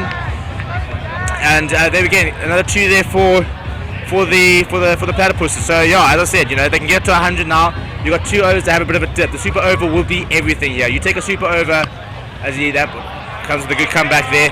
You take a super over and you can get 15 off that runs, that becomes 30. That's already suddenly 130. You can get 10 off the last over, suddenly up to 140. You know, this is the sort of the impact that the super over can have. So I think right now, you know, it is a sort of leaning towards the Stags, but with a set batsman in there, it's Sean McQuillan who's going in more than a run a ball. This super over will be everything, and one imagines if it's not now, it'll have to be the last over. So as Brad van Heerden travels into bowl, finish up his spell, I believe, it'll then, although Ryan Harley has got the ball there, will he be taking his cap off? Yeah, Brad van Heerden will be bowling here, which means chances are, unless the super over has been taken here, there's been a message run on. Dan Tooley is obviously going to tell them which one that he wants them to take over.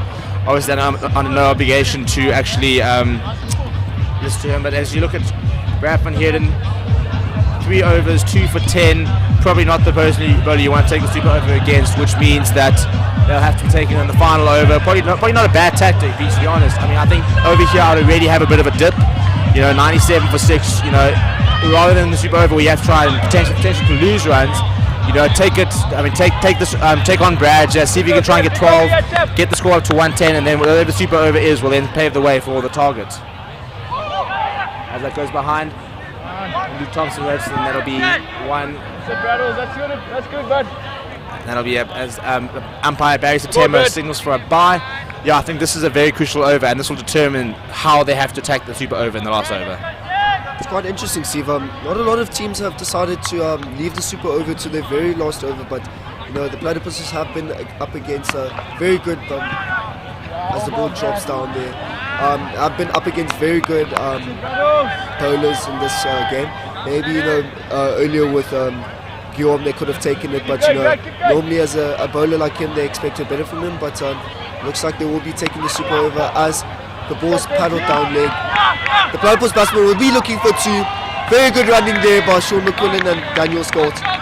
They'll be looking to rotate the strike and just continue their work here. And Beast, looking at this bowling card over here, you know, you got to look at who has overs left. Mark Lotes is done. De Block has 1 left. Brewer obviously has 2. Darman has 2. Luke Thompson has 1, and Ryan Harley has 2. So really, Ryan can choose whoever he wants for that super over. You know, as he appeals, Barry September says no. So far, a bit of a slow over. They really need to find this over. So going back to this bowling card, Beaks, you know, you've got to be thinking. If you look at those economies, obviously Brewer will not come back. Garvin has been a bit expensive. Luke Thompson's been a bit expensive. Ryan Harley is expensive in those 2 overs. You've probably got to think that it'll be De Block to finish, which is what happens against the Royal Challengers. As Scholz managed to find one out to cut there. So yeah, I think you're going to see a super over from Alistair De Block. If I was Ryan Harley, that would definitely be who I would back. He's played in this final. You know, he's won this tournament before. You've got to go to your big guns, and yeah, 100 for 6. It's going to be a big super over, and as McQuillan scampers to be on strike. What I also think is very important, as Brian and Guga says no to that, is that as the over comes up to the end, Sean McQuillan is on strike. He is the batsman in 23 of 21, doing very well, finding the boundary with some big 6s, and here we go.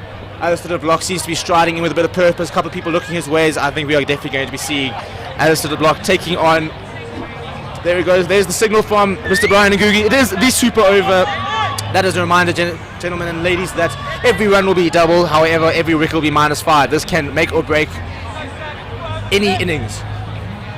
For example, I think if you look at my team, Hill Challengers, you've probably been the worst super overs throughout the tournament. I think we can put 2 lost games, 2 poor super overs. So, at this stage, 102 for 6, not enough. But, they can't afford to lose runs. So, they've got to be thinking minimum 10 runs in the super over. And the nice thing is you don't necessarily have to take runs. If you can run 5 twos and a single, that'll be the perfect super over. But I think McQuillan's going to look straight. That's where he's the strongest. Alistair de Bosch is going to take the pace off the ball. I reckon you might see McQuillan come down the pitch, try and get to the pitch of the ball, and just, he's going to have to try and find the boundary once or twice in this over. I think what's very nice about Alistair de Bosch coming in the last over here, he has very good variations, he has very good cutters and a very good slow ball, which has deceived a lot of batsmen as he comes in for his first ball. Very well negotiated there as they go for the quick single. They're looking for the 2 there, but the fielders did very well.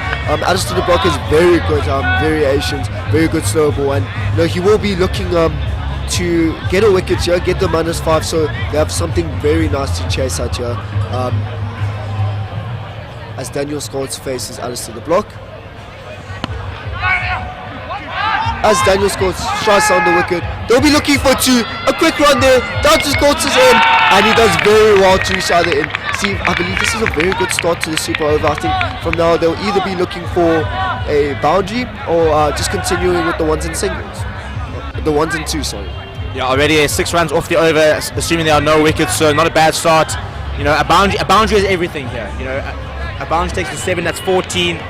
So if they can run all these singles and just find the boundary once, as the block, as he hits, can't get the pick up there.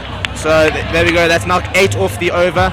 So not a bad start at the first few deliveries. The biggest thing with Sean McQuillan on strike, he needs to find this boundary, as 6 will change the entire complexion of this innings.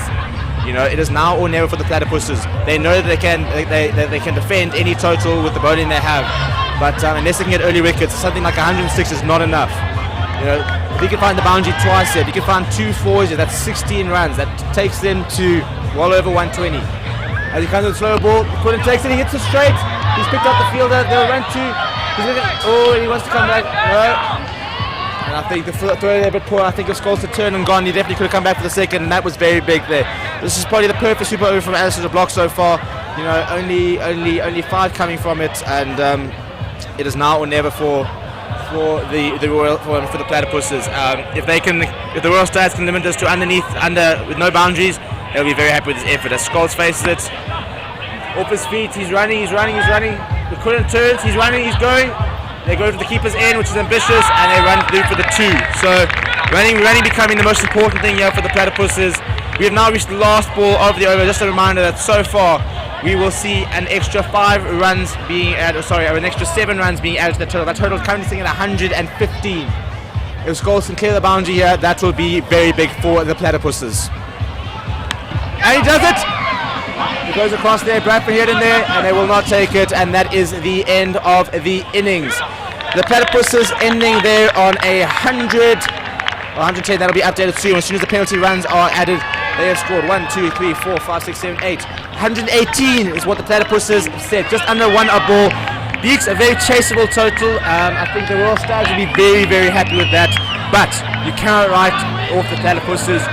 3 early wickets, and suddenly the entire game changes on its head. I think the Platypuses won't be too satisfied with what they put here on the board, but they will look to knock the Royal Stags out.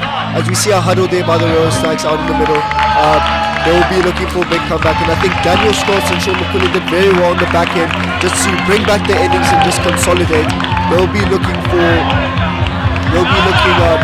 Scott will be looking to catch a couple behind the stumps, and I think Sean McQuillan might even turn the arm. We call him Golden Arm here at the Rhodes Cricket Club, and big cheers here for the batsmen coming in. This will be a very interesting run chase, very competitive, and we have to see what's going to be up and off here.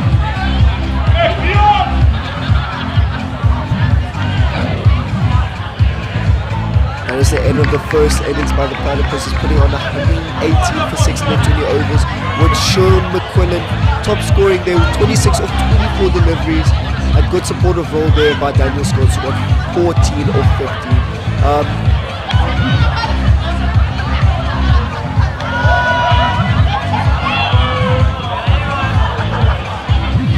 This will be a very interesting chase by the Royal Stags, and it will be good to see. It will be good to see what's to come in the second innings. Stay tuned, ladies and gentlemen, as the second innings is coming to you in around about 5 to 10 minutes. But stay tuned.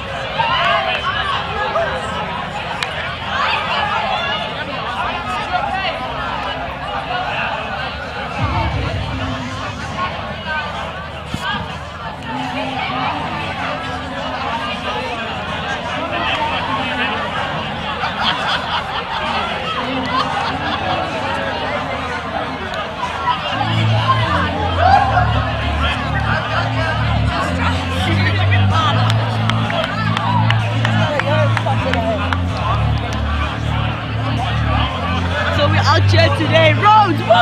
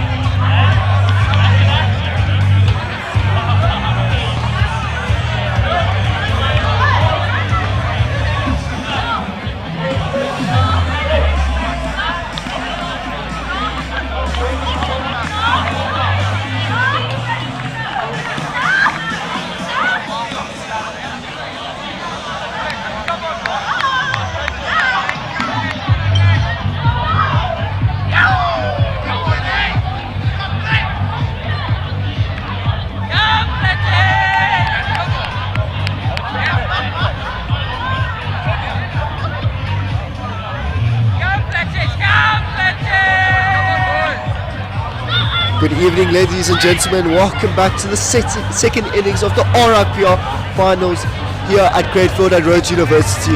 As you can see, the two opening batsmen rolling out to the crease will be Ryan Harley and Romario Fritz. Two very good batsmen, two very destructive batsmen. They will be looking to chase down this total. A tough total has to be said, but I think they'll do very well to get a good start for themselves here. I think they'll both be chasing for the top scorer spots, and let's see how the second innings progress. Just speaking to both sets of teams downstairs, they did say that the pitch is quite hard, quite difficult to play on, and they'll be possibly looking to consolidate the innings.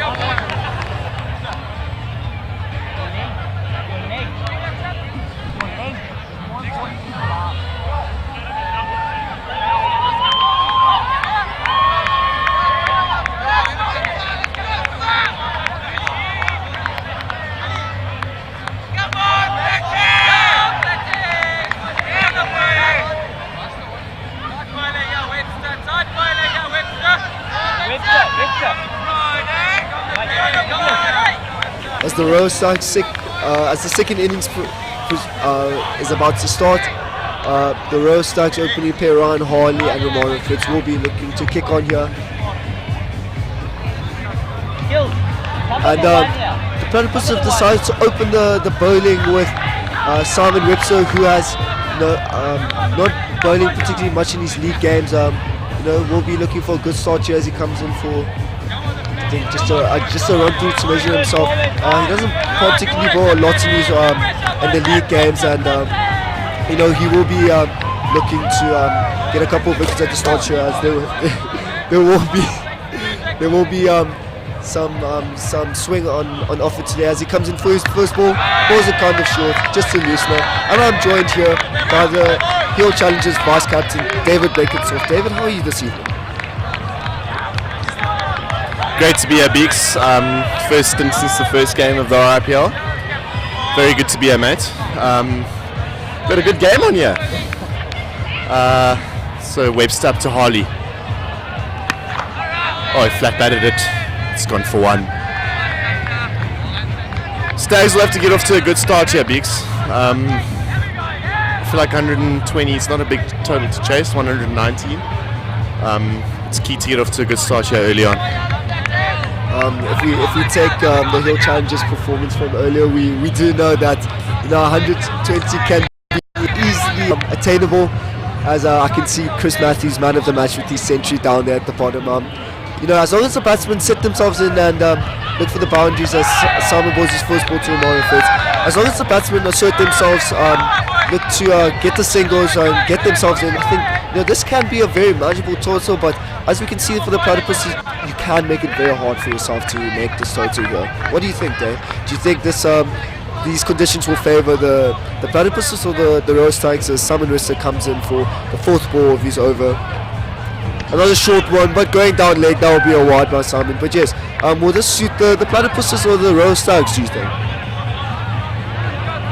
Well, as you can see earlier, with Chris scoring a very good 100, he took the ball on early and got himself in early. I think it'll be very important here for the Stags to take it on early, get as many runs as they can in the first 6. As we know, the Platties have a lot of spinners and it's going to be hard to get away later. So they'll want to leave themselves with a slightly easier situation later, where they can just play the sweepers and hit it around. They'll be wanting to try and get as much as possible in the first 6. Just chatting to Bradley van Heerden downstairs, who took 2 wickets in the first innings. He did say there's not much on offer for the spinners. It's just getting on nicely onto the bat. So maybe pace might be the way here as Simon Webster comes in for another ball and he's over.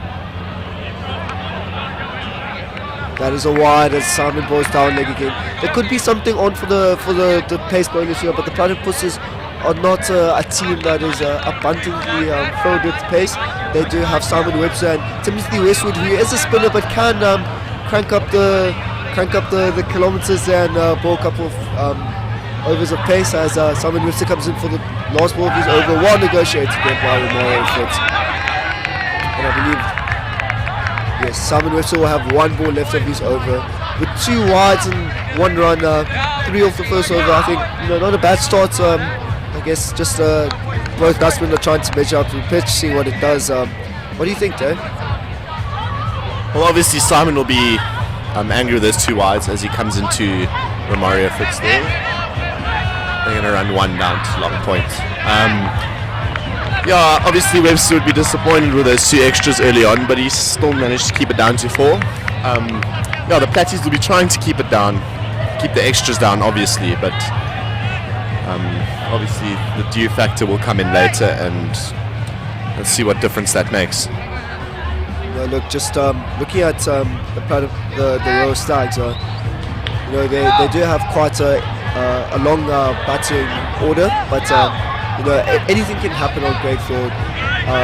If the spinners don't come on, then there could be a couple of sixes floating around. But if the spinners do find the grips of this pitch, we could be looking at a very competitive game here. Nothing too hard to chase, as we see a bowling chase as Mike Skills, the leading wicket taker for the Platypuses in this tournament with 10 wickets. He'll be looking to challenge Bradley Van Heerden, who is currently on 12 wickets, and look to take the orange cap.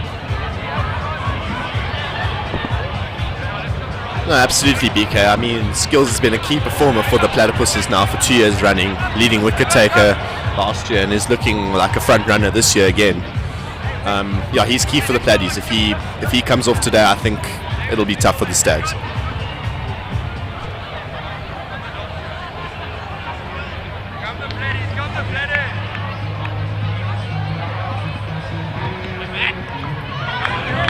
And starts off with a wide there. Skills will be hoping to find his rhythm as soon as possible. Oh, very good there from Skills, blocked out by Fritz.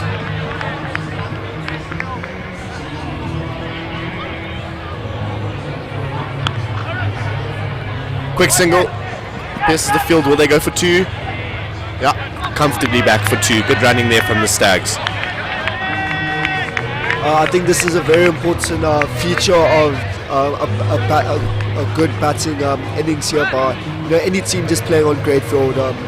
As the quick singles out in the outfield, this outfield is not particularly quick, and running is very important. As Skills continues, as he squares up Romario Fritz and it goes down, I think Skills will be very happy with that. With that ball there, he squared up the batsman perfectly there, and there's just nothing he could do about it there, as Skills will be continue with his over. As Ryan Harley takes his guard and looks just looks at the pitch. Mike Skills seems to always find some purchase on Greatfield. Is it just a spinner's pitch, or do you think it's just him as he comes in for another ball? One negotiate it there by Ryan Harley as he takes a single down and long on. Is it just Mike Skills that just finds purchase on this pitch, as you can see a brilliant crowd out there, or is it just spinner's pitch? What do you think? Look, Greatfield is known for spin, but I feel like Skills has done a very good job at he's a very consistent spinner, and he's very good at varying his pace. So I think he adapts very well to whatever conditions he bowls in. And he's a key player as a T20 bowler especially. And as he hits it, that's gone for 6. Great shot there from Fritz. All the way. Just what the Stags needed. Great stuff there from Fritz. Unfortunately, no one was out there to catch a ground, which I think people will start moving into that area. That's a very good hit there by Romario. He will be looking to take on the spinners, and you don't necessarily see Skills getting hits, particularly anywhere for a lot of boundaries. He normally keeps his overs very tight, and I think he'll be very disappointed at the end of that over there. No, 100% BK. I might be mistaken, but I'm sure that's probably the first hornet who's been hit for this entire RIPL. So I'm sure he'll be very disappointed with that, but I'm sure he'll come back strong. Simon Webster continues his spell here with his second over.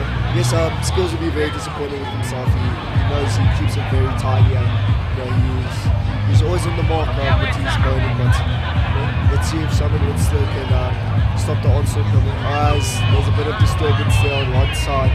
Batsman is not happy with people down on the straight as they move around and Simon Webster gets back to his mark. As you can see in the earlier game today, the Hill Challengers won by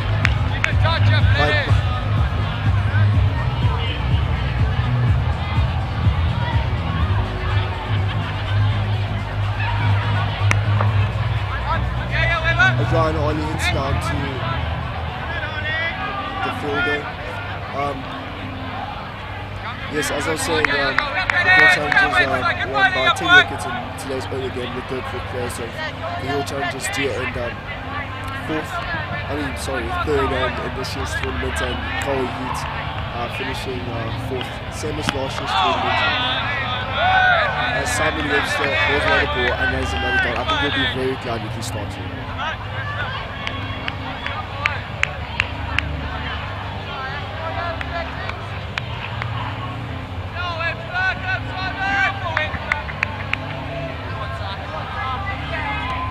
Webster coming with his third ball of the over to Fritz.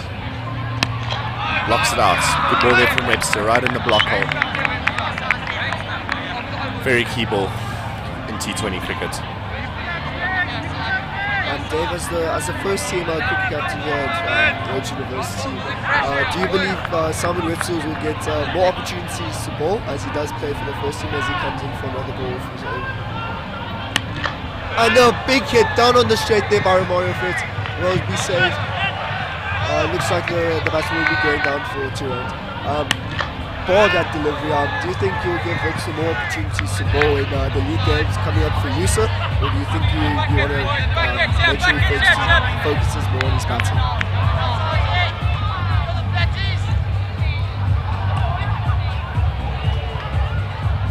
Webster comes into Fritz, blocked out, they've run one down to long off. Yeah, Beeks, look, Webster, I know he's a brilliant bowler and he's being used in the first team at the moment. He just tends to have problems with injury a lot of the time, and we have to limit his bowling overs and his time bowling. So we'll manage him well, and his primary focus will definitely be as a batsman, but he'll definitely be used as a bowler in the future. As he comes in for the last ball of his over, and he gets absolutely clean. That will be... Oh, great effort there. I believe Simon, that will be, 3 runs there. That was a very good hit down there. And as you can see, the outfield is very, very slow.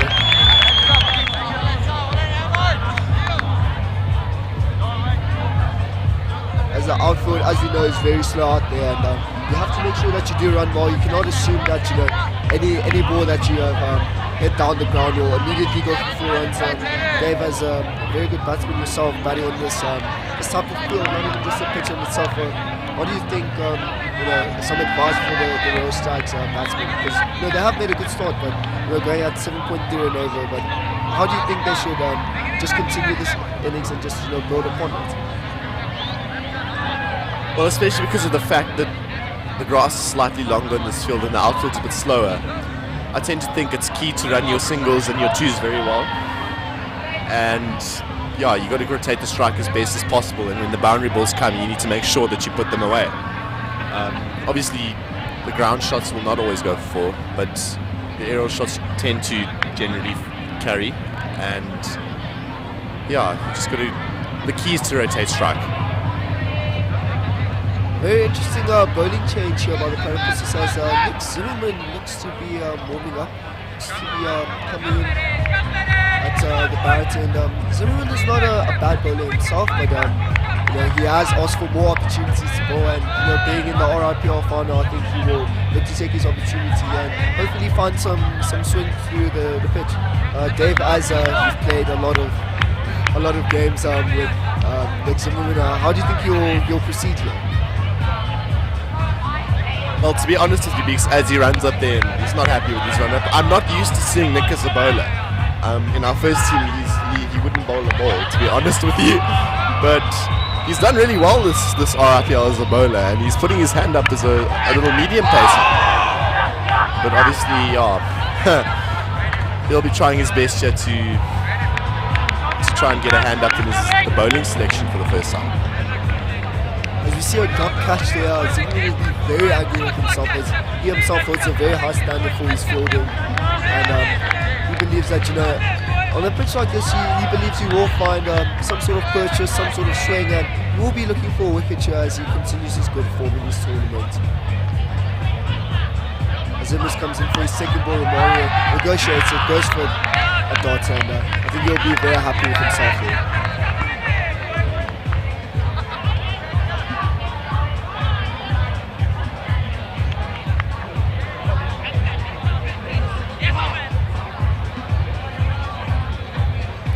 Zimmerman comes in for his third ball here. Oh, Romario tries to glide the ball down, and Zimmerman is doing very well here to just hold up the onslaught that was coming in. He'll be looking to accumulate the dot balls. He'll be looking to put his hand up to maybe potentially ball more balls in new games to come. As Romario guards the ball down, that will be 4 runs there. Zimmerman will be not very happy with himself there, as he knows that he bowled a bad ball there.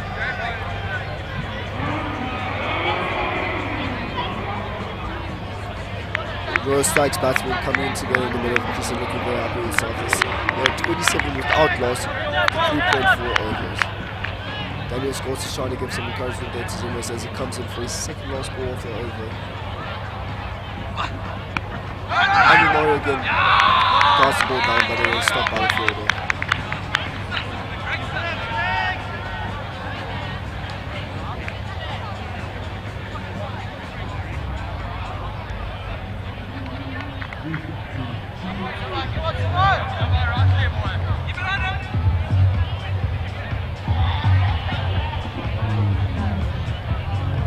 For the last ball of his over.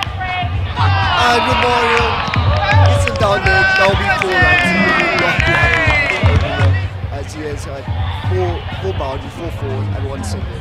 As 9 off the over. And just looking at comparing the 2 innings, the Royal Stags came out in very tight lines, very tidy overs in the power play. And the Platypuses have been quite erratic, and I don't think they'll be very happy with their start. They'll be looking to hopefully bring the innings back, as they will wish to win this game off. There's a huge crowd cheering here down on our left hand side. We have Simon Wilson continuing in his spot. I believe this is his third over, and he will be looking to calm the storm in this hope to get a wicket. Wicket will be big, as Romario is 21 off 18 balls, and Ryan Harley has 7 runs off 6. As Harley prepares to face him. So we'll sit on here. Ryan Harley tries to take a shot for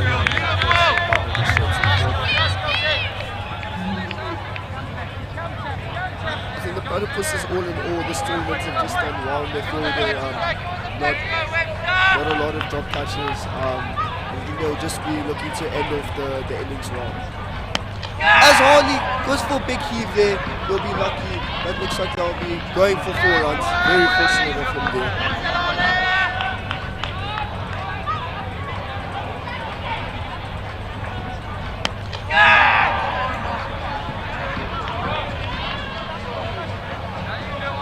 Stags will be very happy with their start here. I say 35 without loss, as Harley is 11 now of 8 deliveries, and Simon Webster will probably be looking to accumulate some dots towards the end of his spell. He comes in for his third ball, but it's quite short. Harley puts it straight to the middle on boundary. Harley will be looking to accelerate and possibly finish this game as soon as he can. They're going at a very good rate, and they'll be looking to continue as they're going at 7.78 per over. As Simon bowls a full toss, and it looks like, and it is a big 6 by Mr. Ryan Harley. He'll be looking to accelerate it and continue batting well there, as Simon will not be happy with the first ball here.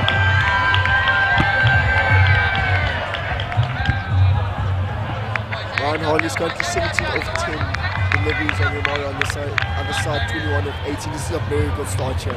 We are currently 41 with no losses. Simon comes in for another ball, and they take on a good single here, and very good running by the Platypuses. With one ball left of the over, Simon Lipsdale will be looking to end the over with a dot.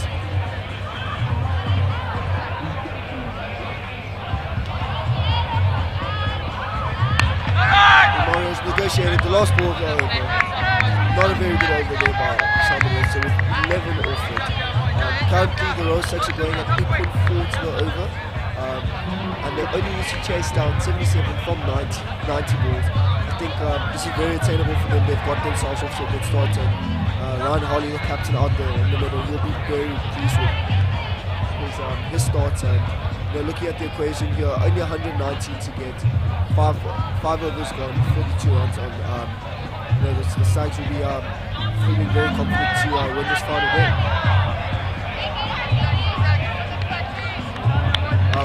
Nick Zimmerman not feeling too deterred by his first over. He will be continuing coming in for his second over, and he's getting some advice here from his fielders, trying to see where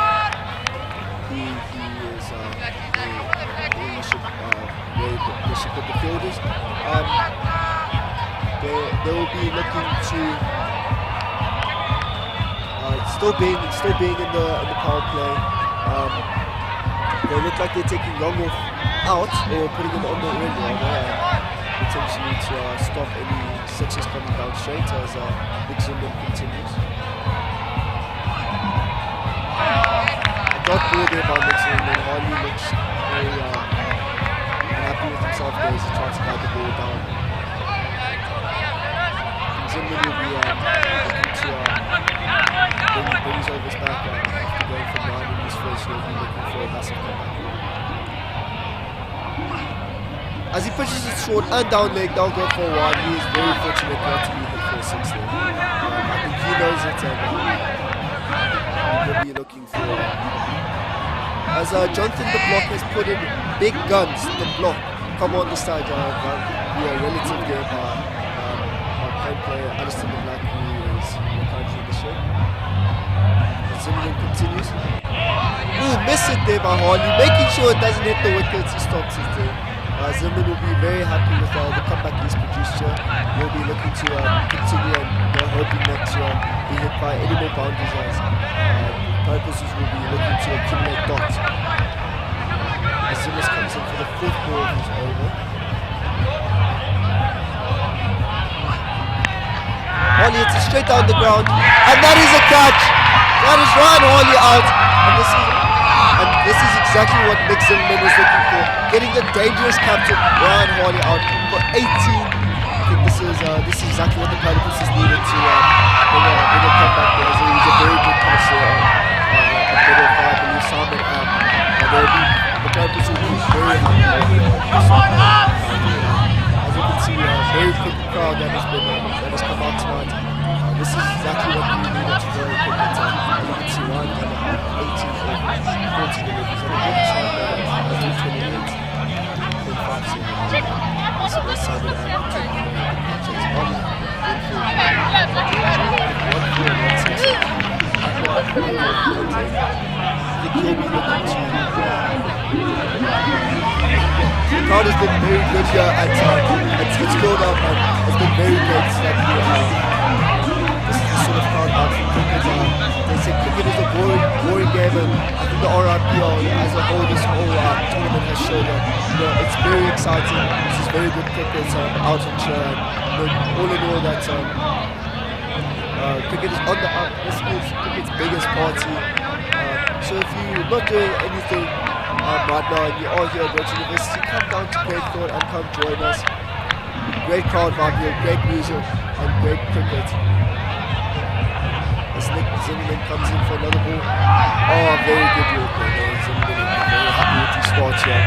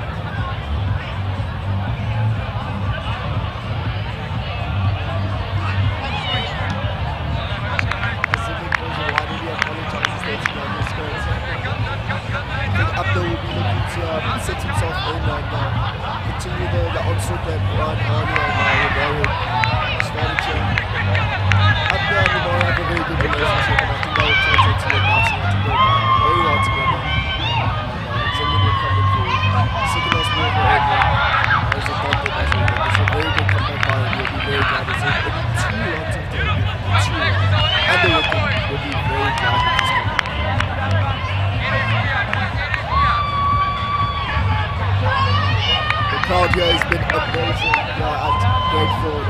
This is the sort of atmosphere we were expecting, and this is great. As Zimmerman bowls it short, and he hits it down. Oh, it's a block catch there. Sorry, my apologies. Drop before that was a very good fielding effort there. The Platypuses will be very satisfied with the effort there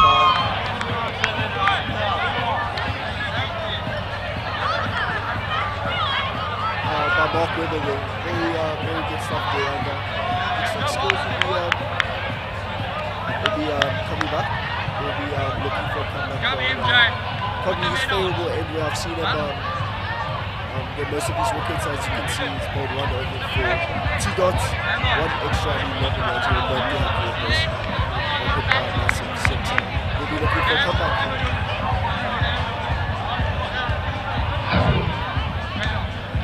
As you can see the match summary here, the Platypuses put on 118 for 6 in the 20 overs, and the Royal Stags have come on to a great start here, scoring 46 in the first 6 overs, down for 1 wicket, as Mark Skills will continue.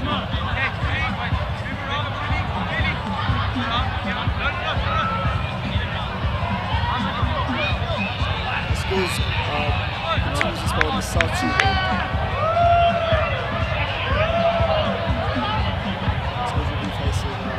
First up, and a very good delivery first up. Better start there by Skills. I believe in this tournament, we've seen that spinners that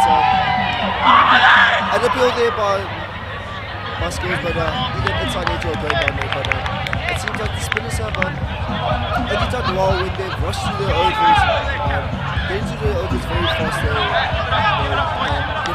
Not really give the batsman time to set, and they just know they're coming and rip the ball through. As Abner here is 2 runs off 3 balls and 2 off 20. The runs have dried up here, but there's still a lot of batting to go. As Abner is disturbed by the crowd moving through past him.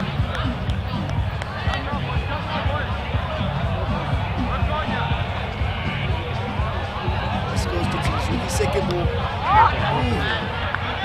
Gave it some flight, goes down there, and big push there. As Abner goes for the second. Until the whistle, very good fielding there by him.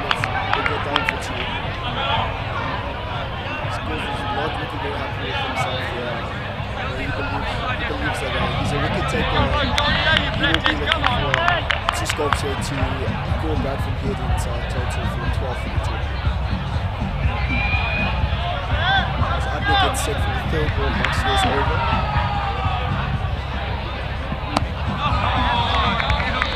Max goes, tosses it once again, gets it on the money, and he looks very happy with himself. He looks to continue his 4th ball of the over. Took the one there, got it down there. Mario looks to take the big single, but Abner caught it.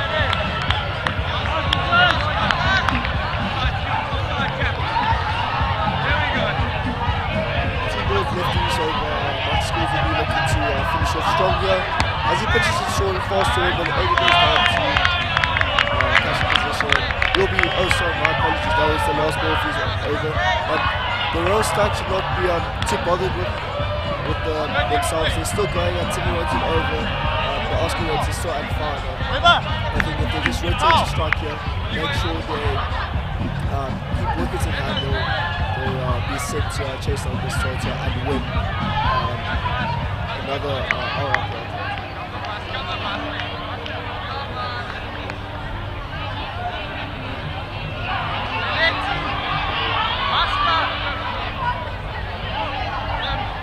And we see a bowling change here by the Platypuses. As we see the batting summary here by the Royal Stags. Mario Fitz currently in 22 of 21 deliveries. Ryan Holly, who was caught by Simon off Zimmerman over for 18 of 14 deliveries. And Abner, who was up in, he's 4 of 7. As there's a bowling change here. Buster Brotherton has come in. He'll be looking to turn that on. Potentially to grab a wicket here.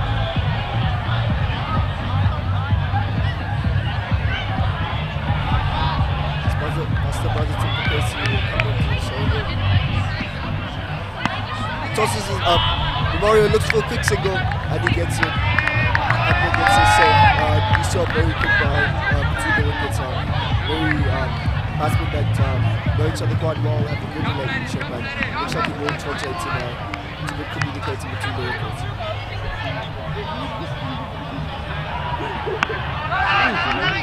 As he pitches up there by Buster, goes for another dot ball. Abner will look to assert himself and set himself in.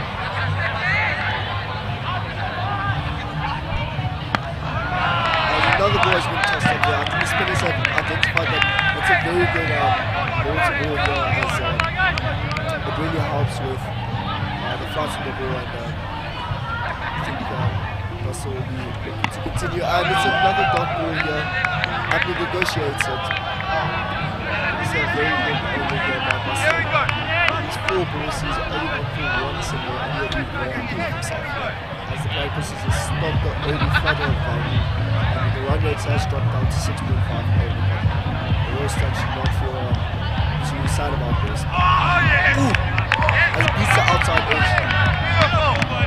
He looks very frustrated with himself as he sees the pitch is doing quite a lot there. And the Platypuses off, the Royal Stags are 50 up. And we're seeing 5th over. As Abner gets on the front foot and negotiates that ball. But there is a very good over there by Buster Vanity. Changing up his deliveries very well and identifying what is best for the pitch. As we're looking at the equation here, the Royal Stags at 69 runs with the next 72 balls. Still going on a run the ball here. Very attainable in the 2-2, especially should not feel too hard by it. As the Mario is still at 24-22, and Abner's final hard to get by as he's only has 4 runs after that. Mark Schools continues his spell.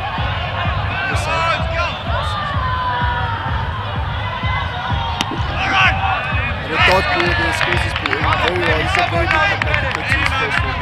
Way only got sent for 11 runs. As he continues with his second ball. Ooh! And then Mario runs it down. It looks like there's a very good support here for both teams. The crowds have just continued to fill up. This is very good support here for the RIPL, just for Road Sports in general. The Schools continues with fights on the ball.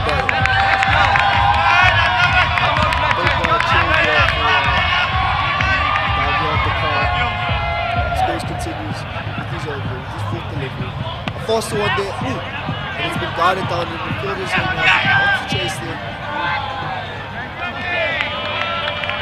And that is 2 runs there to Abner. He'll be very glad to get off. Come on, Planet! On here, you come on, Planet! Mark also has identified that the floater is probably his best pitch here, as there's not much offering off the pitch, as it's just getting on very nicely for him as he continues. Oh, the full toss there. And that is a big 6 by Abner.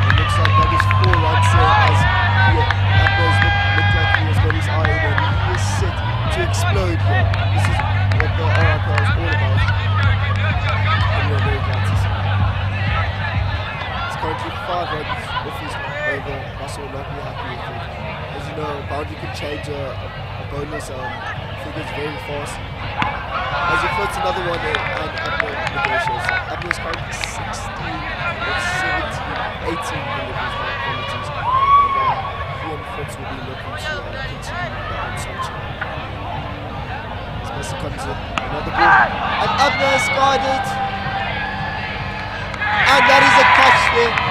Abner looks very disappointed with himself. And it was a rush shot there. And Buster Brotherton has got a wicket. As you can see on the replay there, Abner looks like he has rushed a shot. He looks like he was in 2 minds there. And very comfortable catch.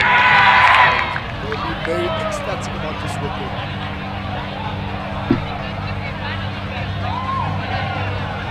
As you can see, Abner Abcom going out for 16 runs off 18, 19, so 1 4 and 1 massive 6. Basically 14 runs. As the next Royal Stags batsman comes in, we'll be looking to continue just the steady flow of runs and just ponder Royal as I think they do have another very good relationship as I believe he recruited Royal into the team. Buster will be looking to finish off his overall.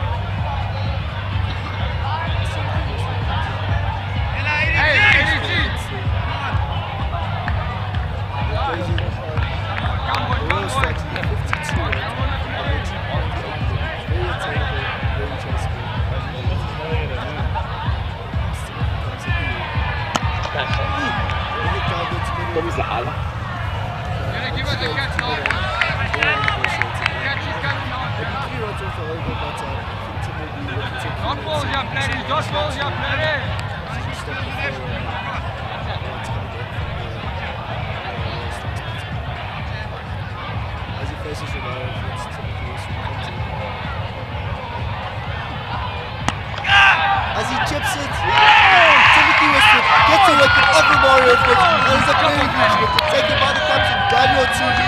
Tim will be very happy with himself there, as this game has made a huge turnaround as Mario was looking good, looking set, and a very cool shot there. It's very disappointing. Timothy Westwood gets another wicket here. Mario Fitz getting 62 right.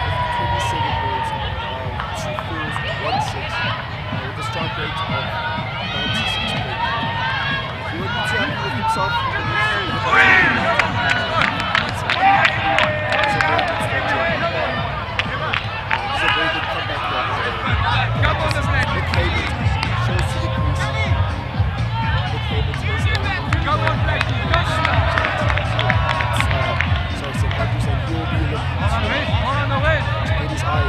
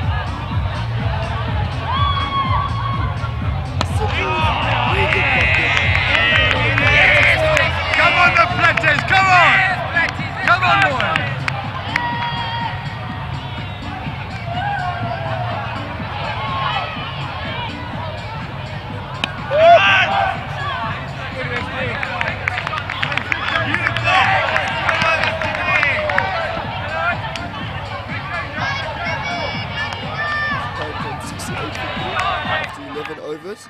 Their current win rate is 6.18 and the required run rate is still 5.7. As we're looking at the match, the batting summary here, we have Romario who went out recently, scoring 26 of 28.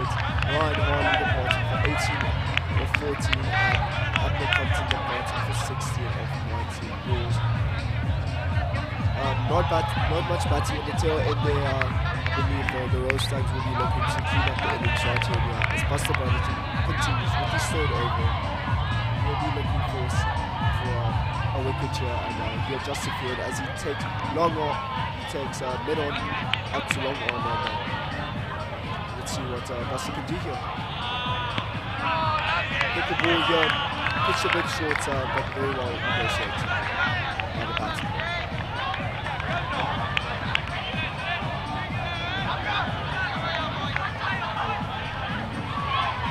Buster Brotherton comes in for the next ball. It's a bit of a toss there, but it's well negotiated there for one ball. I think the batsman tried to beat the ball before the bounce with a level for a toss and very hitable ball, but I think he identified that. Fielders are out there on power and he was very not on to take it on there. Quicker ball there by Buster. Goes down to long on. Just goes for 1 run. Buster will be very glad with himself and it's only 1 run with the first 3 balls of his over. Nick Havens takes one, his third ball of the innings, he'll be looking to rotate strike and keep the 1s and 2s flowing.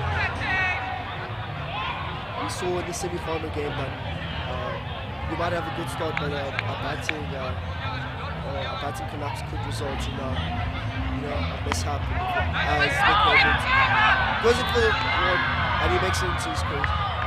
As a batting collapse, you can't see the entire innings and I think the Royal Stags will be looking to continue as now they have fallen under the required rates as not much, but they're currently going at 5.9 to the over with a required rate of 6. As Nick Havens hits it down straight. But Buster Brotherton and Tim Westwood have made very good comebacks and start the onslaught coming in. I think they'll be very happy with the result. With their bowling performances here, especially Buster Brotherton as he comes in for his last ball and a big hit there and land short of mid on. That will only be 1 run. That will be the end of the over there by Buster Brotherton. Only going for 3 runs. I think he'll be very satisfied with it. As the current equation is the Royal Stags leading 49 degrees.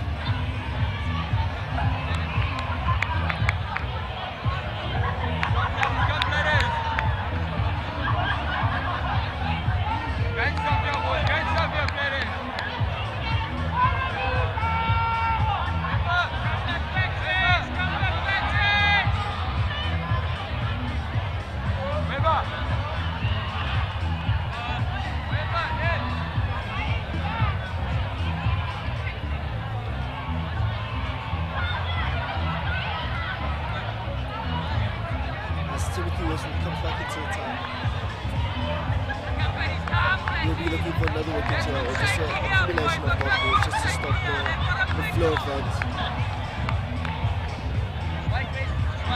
as the equation is 48 from the last 48 deliveries.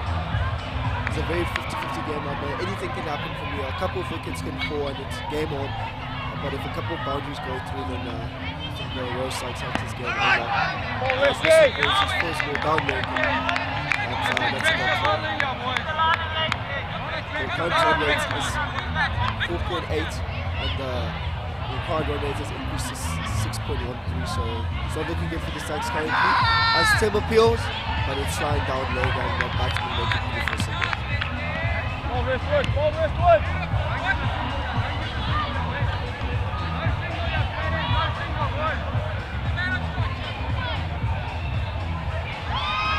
As Tim Westwood comes in for the slow ball of the over. As Nick Haynes gets a little chip down, goes for 1 run. Tim will be very satisfied with his bowling performance out here. Very surprised that up to Monty ball, some pace again. The spin has been working very well. And the big hit there by Nick Haynes. And that is 6 runs there, very big hit. He'll be very glad with himself here.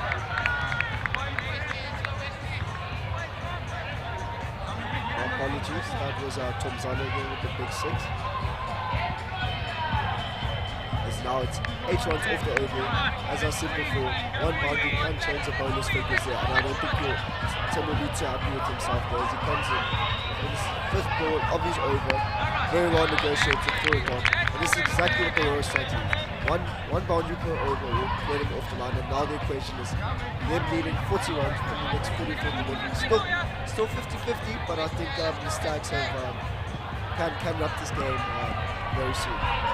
Timothy Westwood comes in for the last ball of his over. Gonzalo advances down the pitch, and I believe that is dropped short there at the over. That's the end of Tim Westwood's over, as he has gone for 9 runs off over. You will not be very satisfied with himself. We would just like to give another thanks to all our sponsors from all the teams and all the sponsors for the current game. As we had Smart Top sponsoring us, a very huge thank you. As Buster Brotherson's figures here, as he's gone for, he's bowled 3 overs with 10 dots, 10 runs, and he's got 1 wicket with a quantity of 3.3. He'll be very happy with himself. As he continues, this will be the last ball of this ball, and he'll be very satisfied with himself here. He'll be looking for another wicket to help his team out.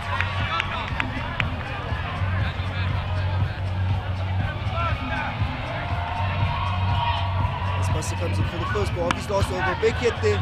Ooh! Just clearing the fielder there. You'll feel hard down by there. It's just a single coming off the first ball of the over.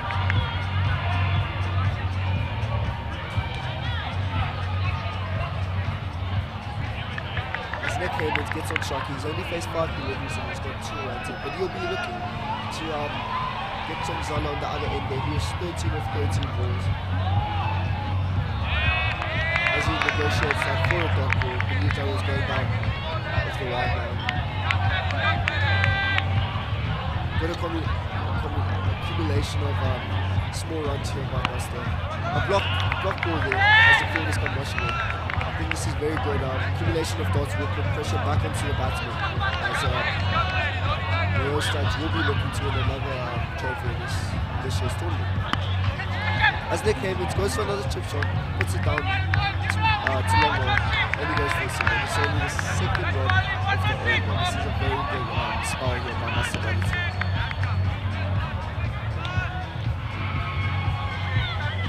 As there's some consulting there by Simon Amers, they look like they have a plan going on for Tom. Let's see if it comes to fruition. As Buster comes in. Quicker one there, he appeals, big appeal there, but it's not given. And the potential run out there! Oh, and a missed opportunity there as Tom Zalo gets to the other end quick enough. Buster Brothers will be very hot done by the over, as the appeal went down, and he could have got a run out there. Just missed out. Still 1 ball left of the over, only 3 runs off it, and he'll be very satisfied with himself.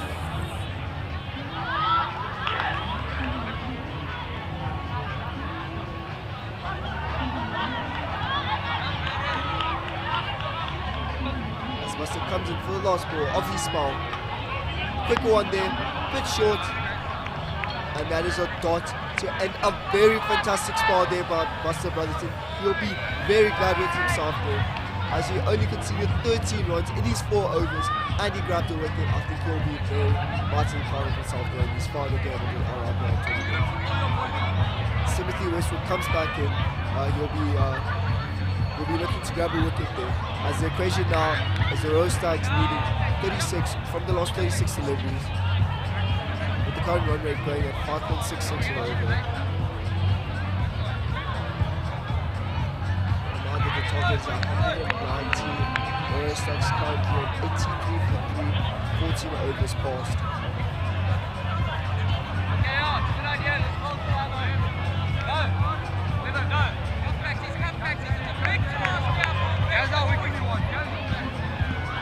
Timothy Westwood comes into his 3rd over, coming in for his first ball. A big hit there by Tom Zala, not short of Nixon, who's on long off, only goes for a single. This game continues to be competitive, and looking at the batting scorecard here, good starts there by the first 3 batsmen, but let's see if Lotz and Nick Hammonds can continue a good start there.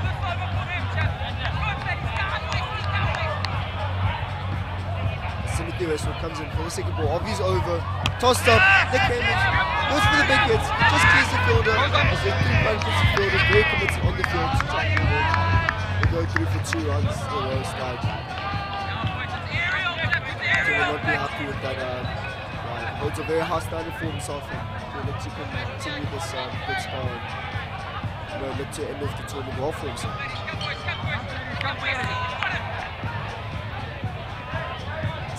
Timothy Westwood comes in for the 3rd ball, off his over, pitches it short, there's a dot ball there, good dot there by Nick Hammonds. Tim will be very happy with himself. Yes, the current run rate is 5.93, and the required is 6 runs. Run the ball, very manageable in the T20. As Tim comes in, pop there off the bat by Nick Hammonds, but they skidded through for the single.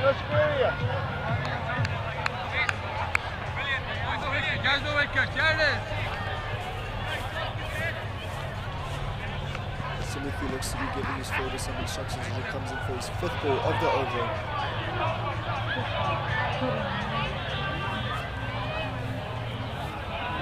Timothy balls an attempted big hit there, goes for a single at mid wicket. If the game continues to go like this, it will make for a very interesting last few overs, but they still have the super over to come, and the Royal Stags will probably... Oh, and a miss hit there as Timothy Westwood appeals and gets nothing from the umpire. Still looks at the umpire, very baffled. Still has his hand up, and he has a little laugh there with the umpire. The Royal Stags with 31 runs off the next 30 deliveries, with a super over still in hand, and they'll probably look to capitalize on it very soon. The current partnership here is 20 runs off 20 runs off 26 balls.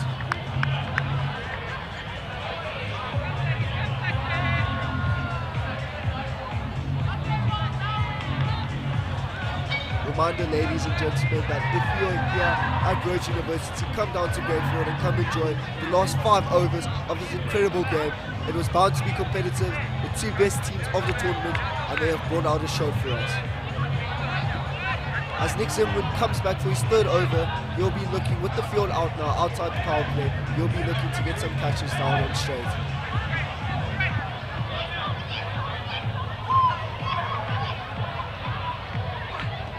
As Zimmerman blows down late, he apologizes there. This is just some swing, but Daniel Scott does not look happy with it there.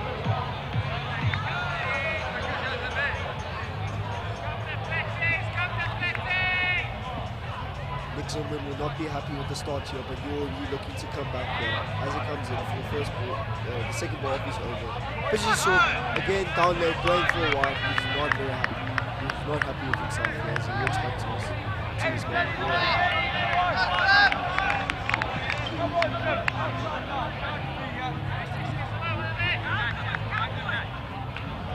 comes in for the third ball of his over. And finally a dot ball there. That is the first legal delivery of his over. And he'll be looking to continue this and accumulate the dot balls.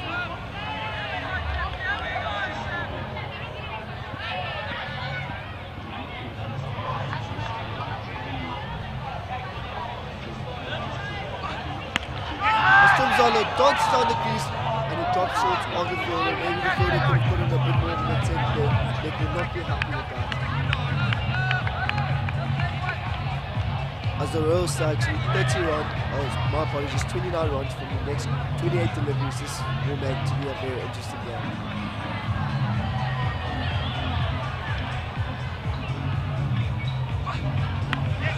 As Zimmerman comes in, the payment shots the guard now.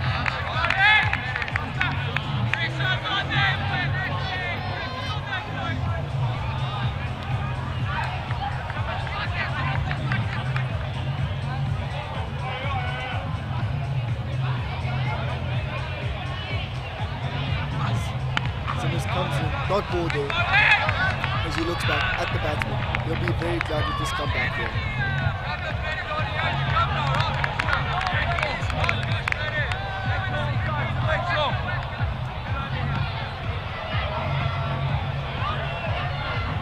As Zimmerman comes in, another ball off his over. Messi looks in. I mean, that game is not penalty. That is a wide ball there. As Zimmerman looks very confused at the umpire, and the umpire has said so that went down.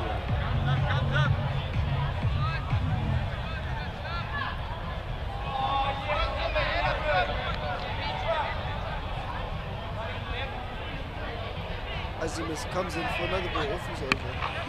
Ooh, as Heyman sits him down the ground, just over Zimmerman's head. Well negotiated there by Timothy Westwood.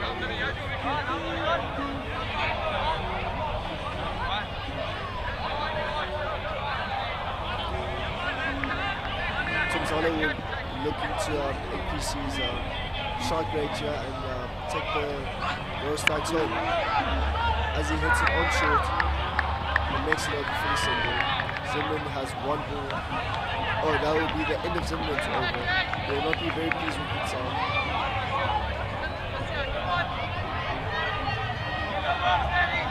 As in the last 4 overs, the Royal Stags need 25 runs with a super over still to spare. This will make for a very interesting time towards the end.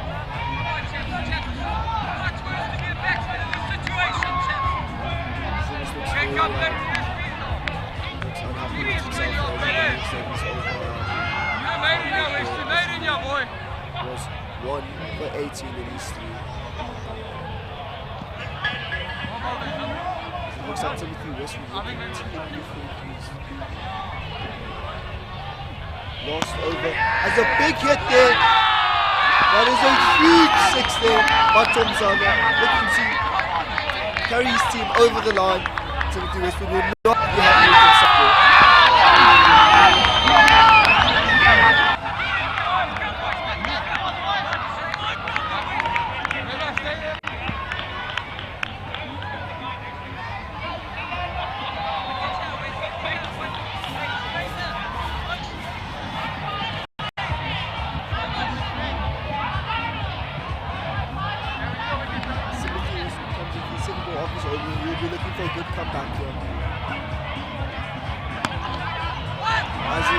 As the batsman negotiates 1 run, down to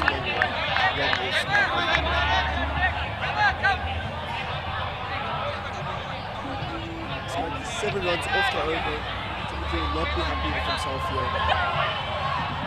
He'll be looking to grab another wicket as the partnership is currently 42 runs off 34 deliveries. Sim makes a fielding change as he's looking to stop the singles down the ground. As he pitches it short, Zimmer's starting to take full advantage of it as the players start to score it.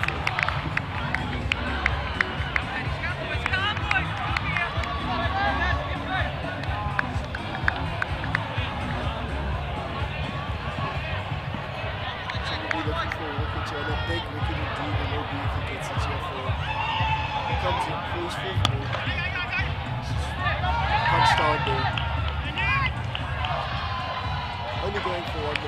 decided not to go for the second.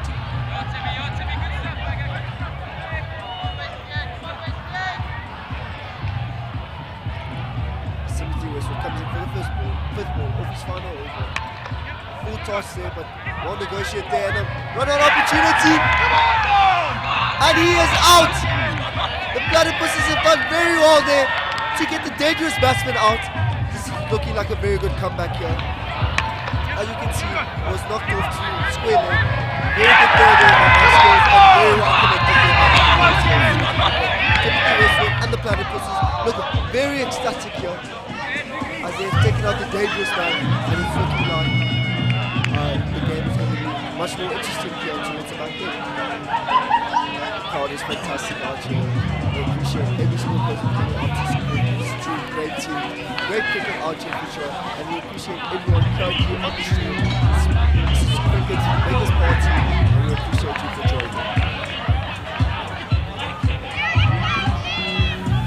The Royal Stags and Platypuses.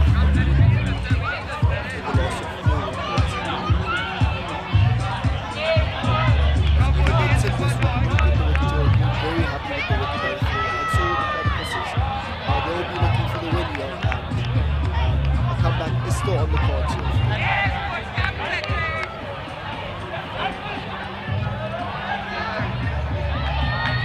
As Luke Thompson shows out to the crease, as we were saying earlier, Luke Thompson has put out very good performance here, a very good batting performance out for the Shoes last Sunday at Colombo, and he'll be looking to carry his team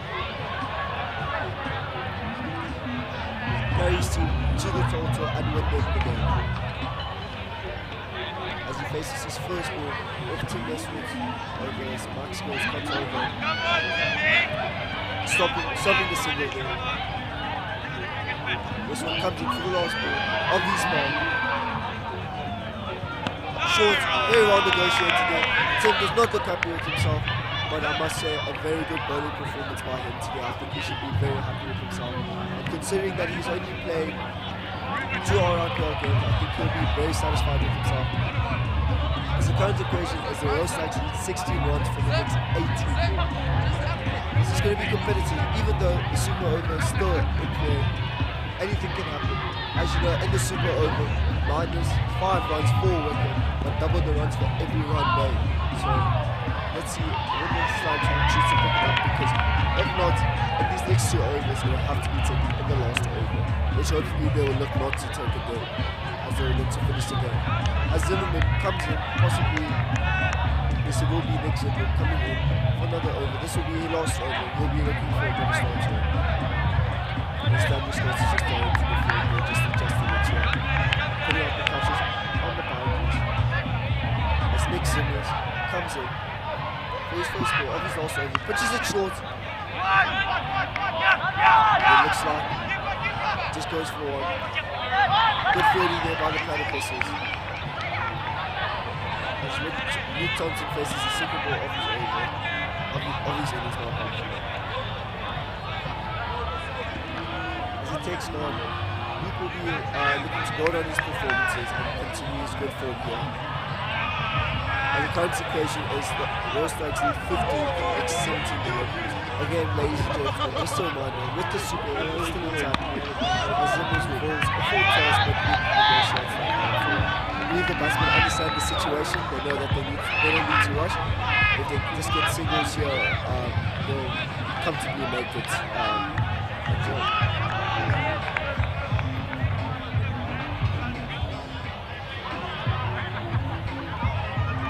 Another ball here by Zimbabwe comes in. Full toss there. That was ball really hard. Looks like we'll be going for 2. It's ball falling there by Mark Miller. Not sure if the umpire did signal the no ball.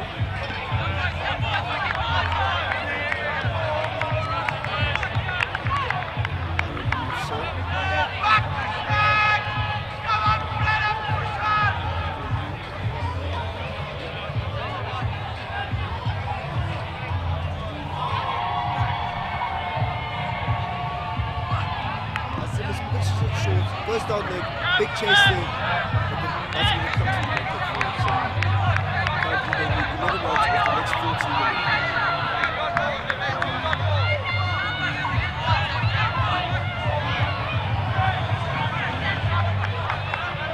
Simmons will be looking for a wicket here just to finish off the tournament on a good smile here.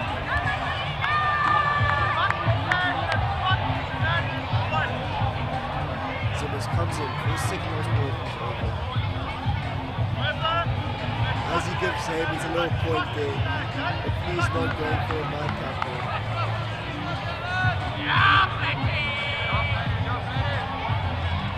Simmons comes in for the second last ball of his over. And it's a wicket there by Nick Simmons. It looked like it nipped in a bit of in-swing there. Luke Thompson is astonished. That is a big wicket there, as he can be a very destructive batsman. And as we can see on the replay, it looks like he just nipped in a bit. He looks very backward, but very good movement there by the batsman. He'll be very disappointed with himself.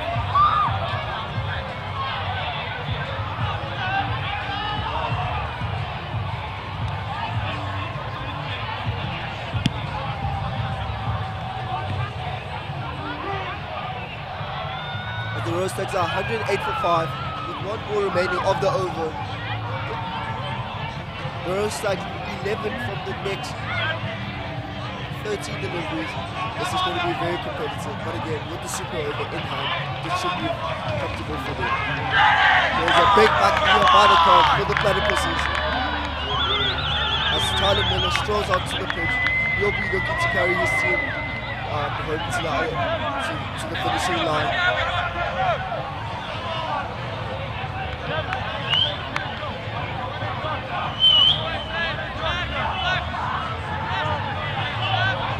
As Simmons comes in for the last ball of his over.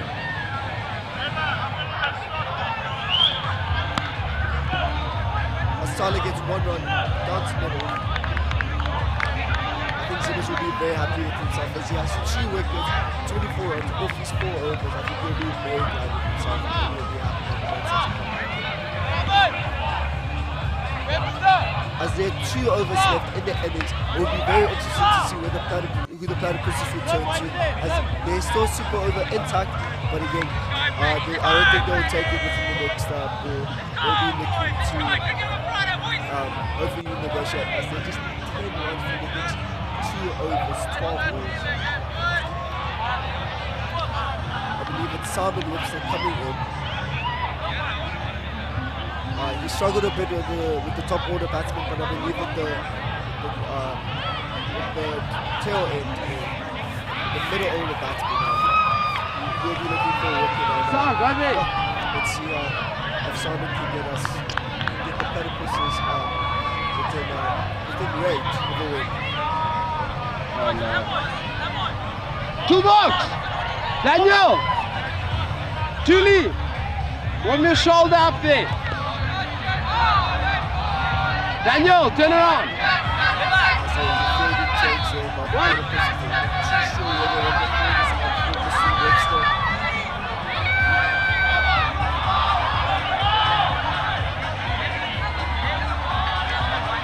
This is cricket's biggest party. 2 overs left. This is bound to be an exciting end to the innings and to the game and to this amazing final.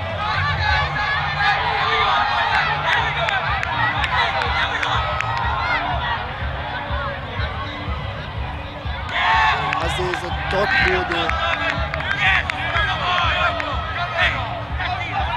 As there is a dot ball there by Simon Webster.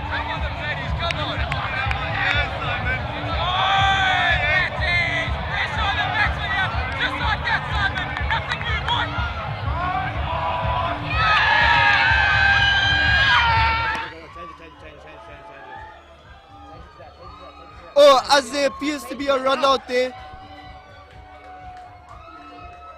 And I believe there's streakers on the field right now. This is a very bad impression for Rhodes. This is not what we need out here.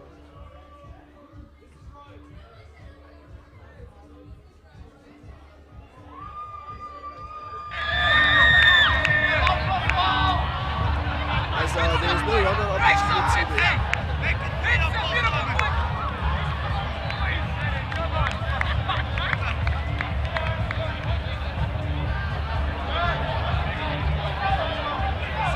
Comes in for another ball off his over. As a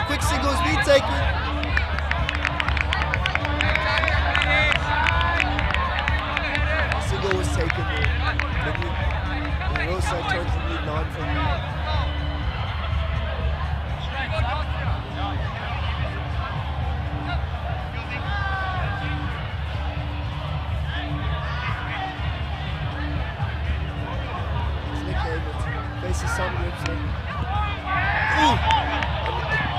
Inside edge there. Going for 2 runs. And Nick Havens makes it very comfortable. As he goes in, it's a bit more favorable. As the Royal Stags just need 7 from the next 8 deliveries.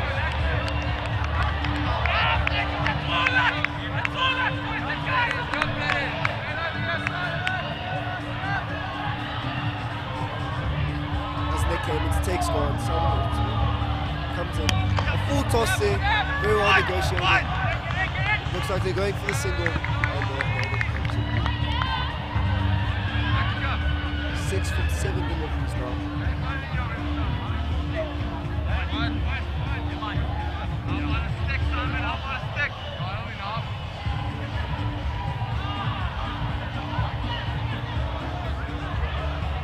Simon Webster comes in for the last ball of his spell.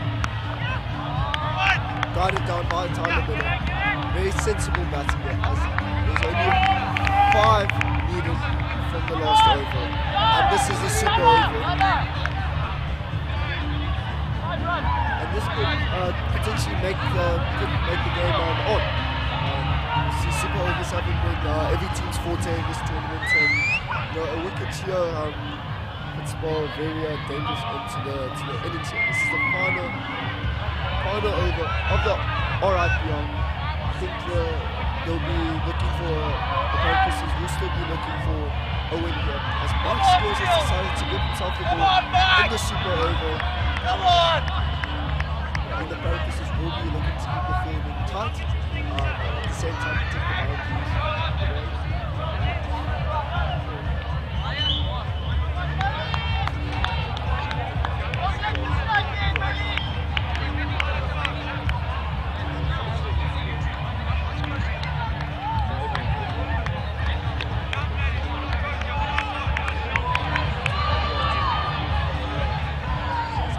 Support here from both sides, as the Royal Stags will be looking to win this game with only 5 runs needed. As there's a dot ball there, this is a very good start by Mark Skills, and he looks like he has his words in time. There's very big support here by the Platypuses and for Mark Skills as he comes in for the second ball of his over. And there's another dot ball here. The crowd is very behind this. The game is still very much on. With 4 balls left and the super over. So it'll be very good big for Mark Skills if he can pull this through for his side. As Mark Skills comes in, drops it short, and it's a miss there by Tyler Miller. Very excited there.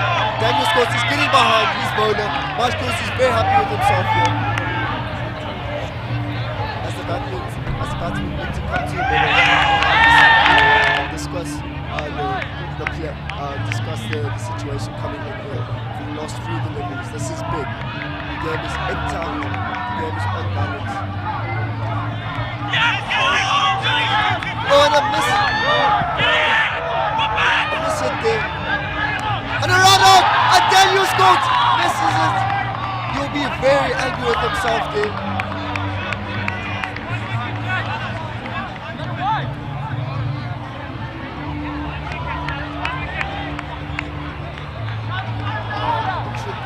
I don't think they realize this as well. They need 1 more run from the last ball. It's a very tense end here to the game. As Max Skills comes in, make sure it's a dot. This is going to be if this is a dot, ladies and gentlemen, then this game will go to a super over. I think there is a very tense atmosphere out here, and everybody looks like they're backing the Platypuses here, as there are people on the boundary, very excited as the ball, this is the last ball of the over. As Mark Skills comes in, and he makes it to the other end, and there's a potential run out there. No, the Royal Stags have won the RIPL, and the Platypuses look absolutely distorted, as this was a nail-biting end to the game. The fans seem very disappointed here, but the Royal Stags are absolutely elated. As the quick single went through, Tyler Miller will be very satisfied with himself, as this concludes a very good end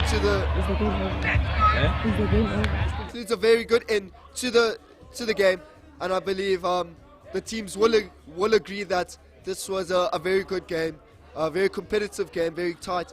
Anything close to 120 on this pitch was very competitive, and as we can see, the Royal Stags have made it through and have won the RIPL for this year's tournament. I think they'll be very glad with themselves, as they did finish top of the table for this year's tournament. This is very big for them. Captain Ryan Harley will be very satisfied with himself, as he knew he built a great team, got together great players, and this they seem very satisfied with themselves, and both good team spirit from both sides there, but the Platypuses will be very disappointed with themselves. But it was a nail-biting end to the tournament, and this was just it's a great game. I would like to thank you, ladies and gentlemen, for coming through to this match, watching it on the live stream, and to all our fans here at Greatfield. Everybody very much entertained. This was just a fantastic day of cricket, from the 3rd-4th playoff with Chris Matthews' brilliant century to just the sheer batsmanship from both teams to make it over the line. Thank you, ladies and gentlemen, for joining us. We'll see you soon.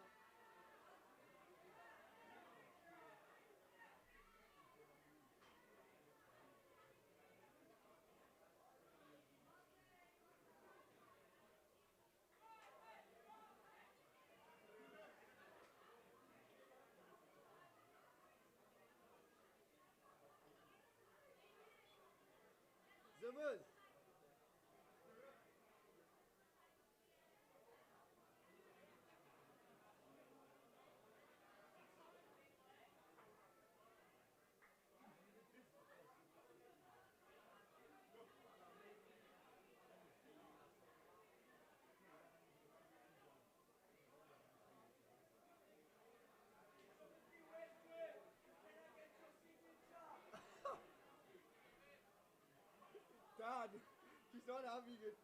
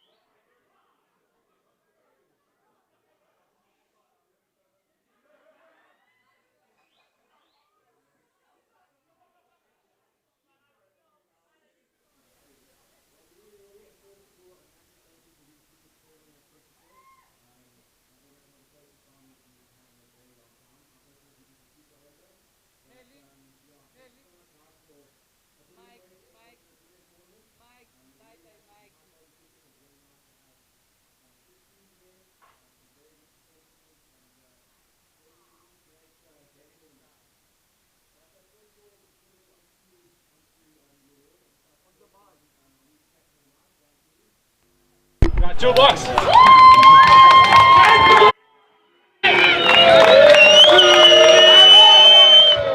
Okay, Dan, tough night, but you have won the tournament. It would have been nice to have done it twice in a row, but couldn't have asked for much more than that, eh? Yeah, it would have definitely been nice to do it twice, but I think I couldn't have asked for more from our boys tonight. They played brilliant. Couldn't have asked for a better final. And to our fans that came out tonight. Yeah, boy! And then can I ask the winning captain, Mr. Ryan Hodge, to come over here?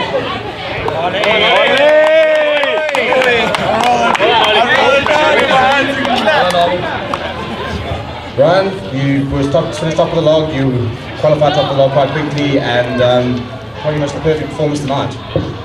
I don't know about perfect, but the guys held the nerve at the end there. It was very tense. I think all the oaks on the side here were holding their breath in that last ball. But credit to the Platties, they really put on a good show. It was a tough game, so can't have asked for more from the final. Okay, thanks much, Ryan. And then moving on to the awards for the match, well, for the entire tournament rather.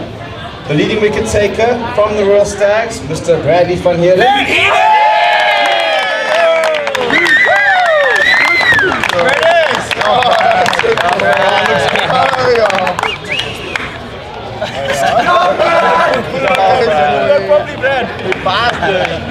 The leading run scorer of the tournament, the captain of the Royal Stags, Ryan Hoy, with 182 runs.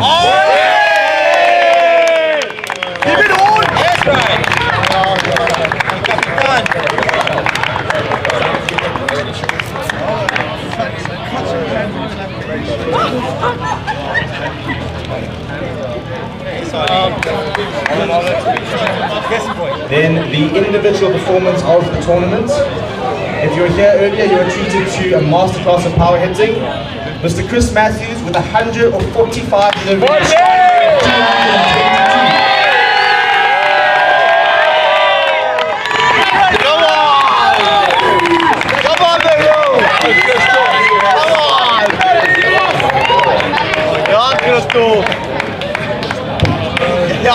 That's a ball, not a bat. The top player of the tournament. So a big thank you to Top Spa, who've donated a voucher which converts to the prize that we're going to give out. So for 182 runs across the tournament at a strike rate of 129 rather, as well as tipping with 3 wickets and a catch there and there. He led the tournament from the front in terms of run scoring, led the team, and he will lift the trophy later. The player of the tournament is Ryan Harley. Yes!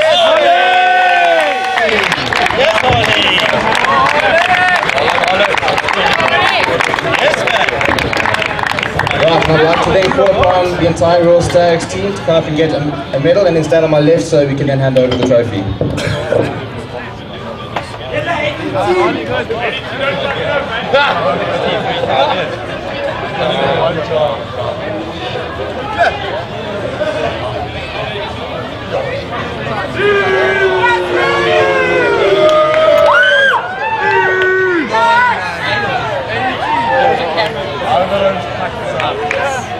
I don't accept winners when they got first teams and last like that. Come on, team! Go behind him. Lekker man, you fucking had them the whole fucking team. Push!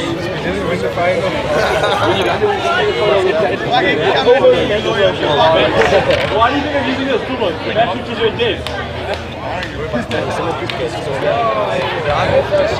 Okay, just before we hand over the trophy, a few thank yous. First of all, to all the different sponsors, all the different teams. This tournament doesn't happen without all your support, so a big thank you. A big thank you to my com for all the work they did. A big thank you to the scorers, to the umpires. A big thank you to Barry tonight for being very impartial in the middle there and officiating a great final. To all the commentators, to everybody that's helped make this entire tournament a major success, thank you so much. And then without further ado, the 2019 Rhodes Internal Premier League champions, the Royal Stags.